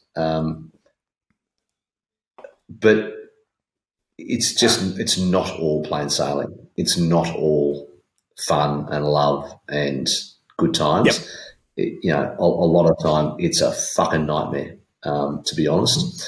And the Espy is probably the most interesting example of this. So owning the Espy has been the most amazing, ride of our lives. The highs have been so high, but it's also been the biggest head fuck of our lives. The lows are incredibly low. In that, when something goes wrong at the Espy, like people are pissed off at you because you didn't book a certain band or something, it's mental. Yep. Like it's physical threat. Yeah, territory. a lot of people, a lot of passion going through those always. Yep. That's it. Or when your neighbours are pissed off at you, like they're really pissed off at you. They're you wake up every morning to get an abusive, obnoxious email or text message or something. So it's bloody hard work. And flying close to the sun, it's hard to not get burnt. At some point, it takes a toll, and it just goes in the mix when you think about these things. And if there was no downside, if there wasn't a toll, if there wasn't a price to pay for any of it, well, you'd never sell because there's just no downside. Fuck it, whatever, just keep doing it. But when there is, you have to acknowledge that. You have to acknowledge that it takes a toll on your family, on your mental health, on your state of mind, and so when an offer came along that was seriously compelling, and that after 20 years of unbelievable effort and hard work, you could sell and then move, write a line under that chapter and then go on to write new chapters that frankly we can't write now because we keeping our pubs is amazing, but it's not like we can afford to go and do much else. So it just becomes an equation and you weigh up the pros and the cons. Anyway, the final thing in my mind, when I was weighing it up, was that I'd always thought, and I'm sure this is right, that the biggest impact we'll ever have on our pubs is in taking a rundown or closed pub that's at risk of no longer being a pub and rebuilding it, reimagining it, reopening it, giving it back to the community that it belongs to, and making sure that it stays a pub for the next 10, 20, 30, 40, 50, 100 years. And I always thought that was the single biggest impact I'd ever have on the pubs that I owned. Not to say that the other stuff wasn't important, that the ability to get in there and support people and provide fun, entertainment and laughter and good food and good booze wasn't important. It was. But the main thing, the biggest thing I thought I ever contributed was that I could take a piece of shit old pub that was likely to become apartments one day and keep it a pub. And so in that sense, I've done the biggest thing I'll ever do at the Espy. Right. And that is to make sure it's a pub. And everything else after that is awesome and fun and great. But I've already contributed the most I can contribute to that pub. And that just makes it a bit easier to say, hey, you know what, whoever else buys it from us, in this case it was going to be ABC this year. It won't be now. It'll be someone else in 5 or 10 or 15 Yep. years. But whoever else buys this pub from us when the time comes, they'll be able to do all the things I can do, which is run a Yep. great pub. What they probably couldn't do was pick it up out of the ashes and give it reimagine it and give it a sustainable life. Could be a century. similar sort of thing to, I mean, you're on your second attempt with the Espy. Whether it be the same purchase, the same bidder who makes the next go at it. It could be someone else, but I mean, the time might be better. The next time, or the time might be never, and you continue providing that service and that Exactly. hospitality that the Melbourne, Australia, St Kilda has been crying for so long. You continue doing that, and post COVID, you'll continue providing that workplace for the staff to be happy to work at. When I worked at behind the bar at the Espy, it was a workforce of 12 people. How many people? Do you know the number of the workforce of the Espy? Yeah, it's about 280. Yeah, there you go. Like that's a contribution. That's a contribution beyond the struggling St Kilda scene and that sort of stuff. That's 200 and however many people that are going to have jobs to come back to because you reopen the place. It's a yeah. We're very proud of that, mate. No doubt about it. Very proud. Absolutely. What I'm going to do is I've got a bit of a lightning round that I usually finish off with, and then I've got one question that I reckon you'll be really happy to answer with. But you can do long, short answers on these. These are just a bit of conjugative thinking, if that's a word. Yep. Best pub that's not yours. Ooh. Anywhere. Corner Hotel. Yes. One of my favourite places to work Yes. too. They are incredible operators. They are very inclusive and just music, live music royalty place, and an absolute pleasure to work with those guys. Yeah. Best gig you've ever been to? Teskey Brothers, opening night, Gershwin Room at the Espy, November last year, or year before last, actually. That would have been just insane.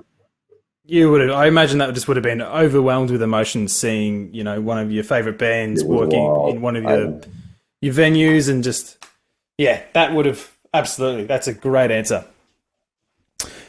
Yeah, it was wild. Your youngest inspiration?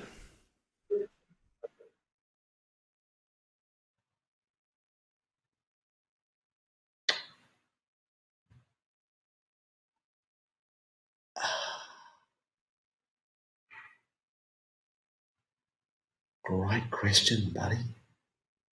Great question.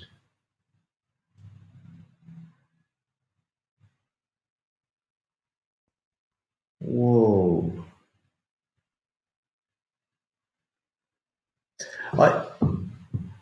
This doesn't feel quite right, but I keep coming back to it in my mind while I'm thinking about this. So the two young Australian sailors, Jessie Martin first, and then I forget her name now, who sailed around the world solo at the age of, I think, 15 and then 14 and a half or something. To me, that just it served as a constant reminder that we can do fucking anything if we simply decide I'm going to do it. Yeah, you can definitely get away from the textbooks and achieve monumental tasks. What was the first alcoholic drink you finished? It definitely would have been a pot of beer. Do you remember the brewer? I'm trying to remember. Yeah, it would have been a pot of Carlton Draft. I'm just trying to remember. Out of a glass or a tin? I'm pretty sure it was with my old man and my brother at the Espy.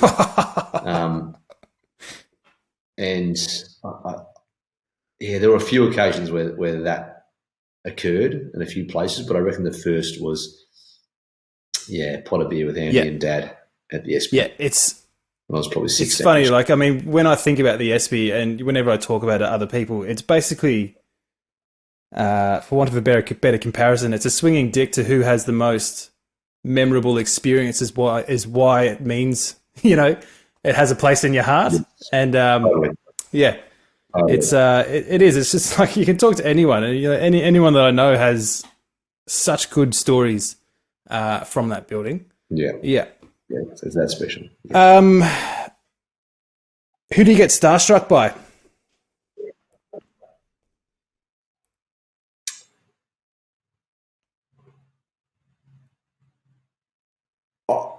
Well, anyone, frankly. I mean, I don't really come across stars. It's not, who's never been with who's come across, whether in public, whether deliberate, whether or not, who you've just gone. Whoa, no, absolutely, yeah. Well, there'd be so few contenders in my case because I just haven't come across something famous well. But Timmy Rogers to me is the ultimate Australian music icon. I've always loved him, always admired him, always hero worshipped him, always loved everything you and I ever did. And then always loved everything Tim ever did afterwards. So it's pure one-way adoration. Yep.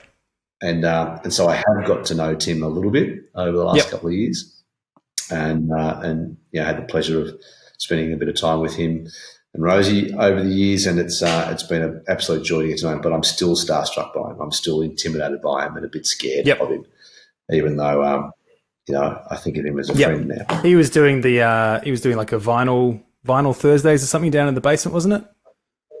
Yeah. Yeah. Wednesday nights. Yeah, he ran Wednesday nights in the basement at the Espy. Played beautiful music from his own record collection. Pulled beers behind the bar. He was determined to do it the whole way. He went and did his RSA and became a barman at the Espy, as well as being the host of the lounge. That he created that night. So very cool. That's a lot great. of fun. What's the best compliment you've ever got?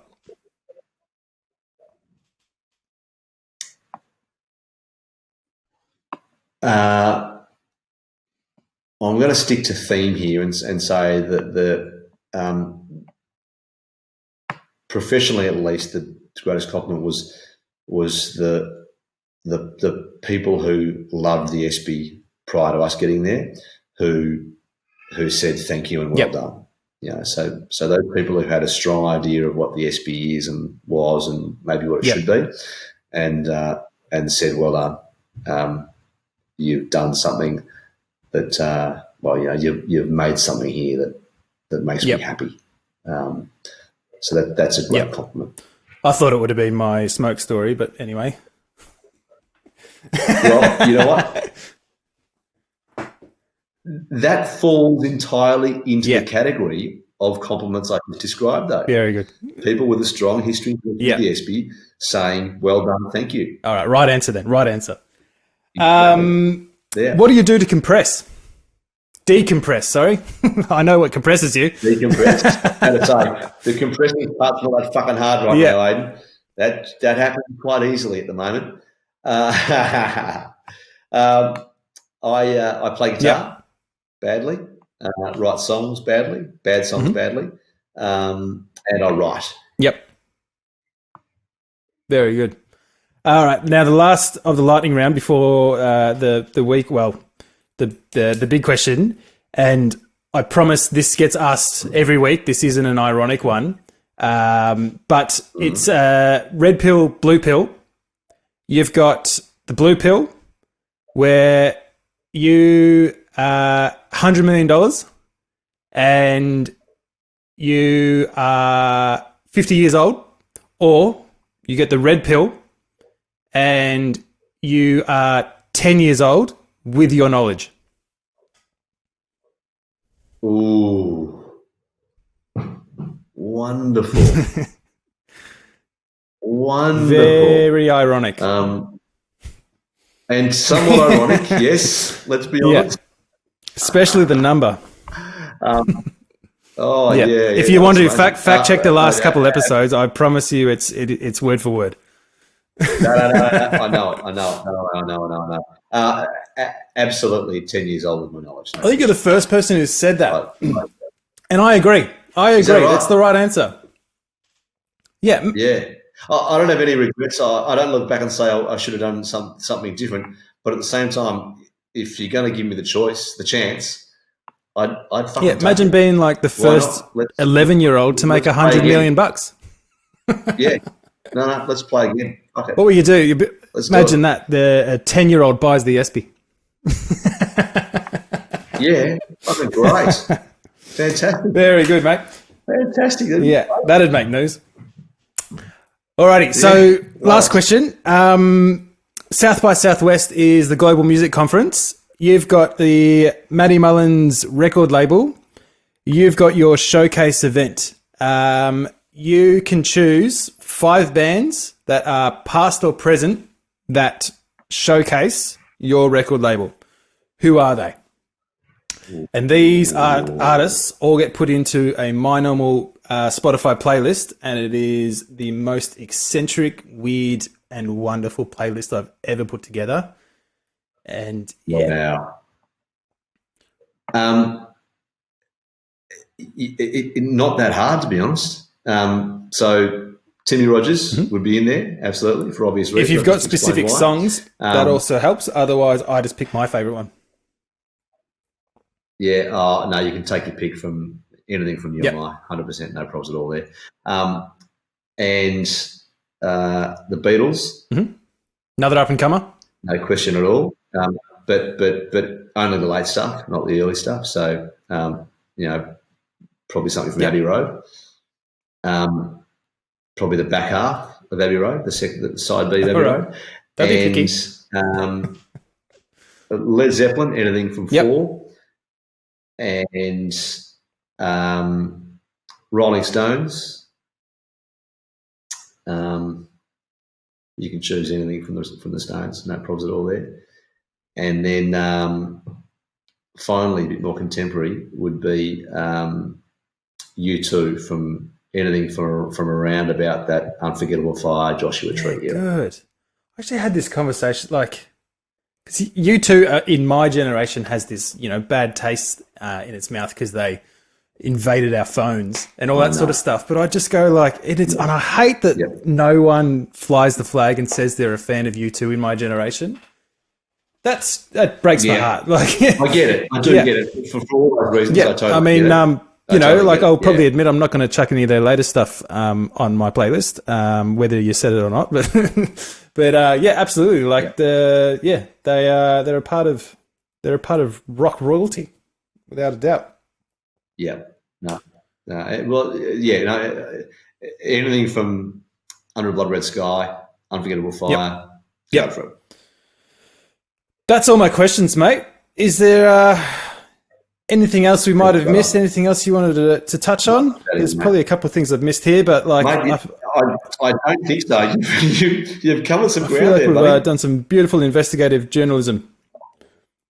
You have, mate. Yeah, I didn't get a chance to ask you many questions, but don't worry, I will. We'll do it over a beer in the next few weeks. Very good. I can't wait. This is episode number 8. So this is episode number 8 of me being an investigative journalism, aka 8 weeks of figuring this out. So I'm having a good time. Love it, mate. Very good, mate. Love it. Love Thank you so much for 2 hours of your time. It's been an absolute pleasure getting into the nitty gritty, and I can't thank you enough for jumping on and just sharing your story with us. It was bloody great. I think everyone will really appreciate the schematics. Thanks, brother. Well, look forward to seeing you back in the pub soon, mate. Talk to you soon. All right. See you, bro. Cheers, mate. How good was that? I want to thank everyone for listening. I really hope you enjoyed that chat as much as I did. It was really good to sit down and have a couple beers with someone who has given us access to a long-standing crowning jewel of both the music industry, but also just a place to go and have a beer with your mates. It's so clear that that place means so much to people, and people may forget that in all the bullshit. Please do me a massive favour and share this episode around. I think this is a really good example of where I'd like this podcast to be heading. Speaking of which, next week, very happy to announce that Tom Larkin is my guest. Tom is probably most commonly known as the drummer for New Zealand band She Had, but he's also one of the heavy contributors to the music industry, both on a band aspect, but also just making the world a better place. He's one of the board members for Support Act, and we get into deep. It's a really good chat. I hope you can tune in for that one. But until then, I hope you've enjoyed episode number 8.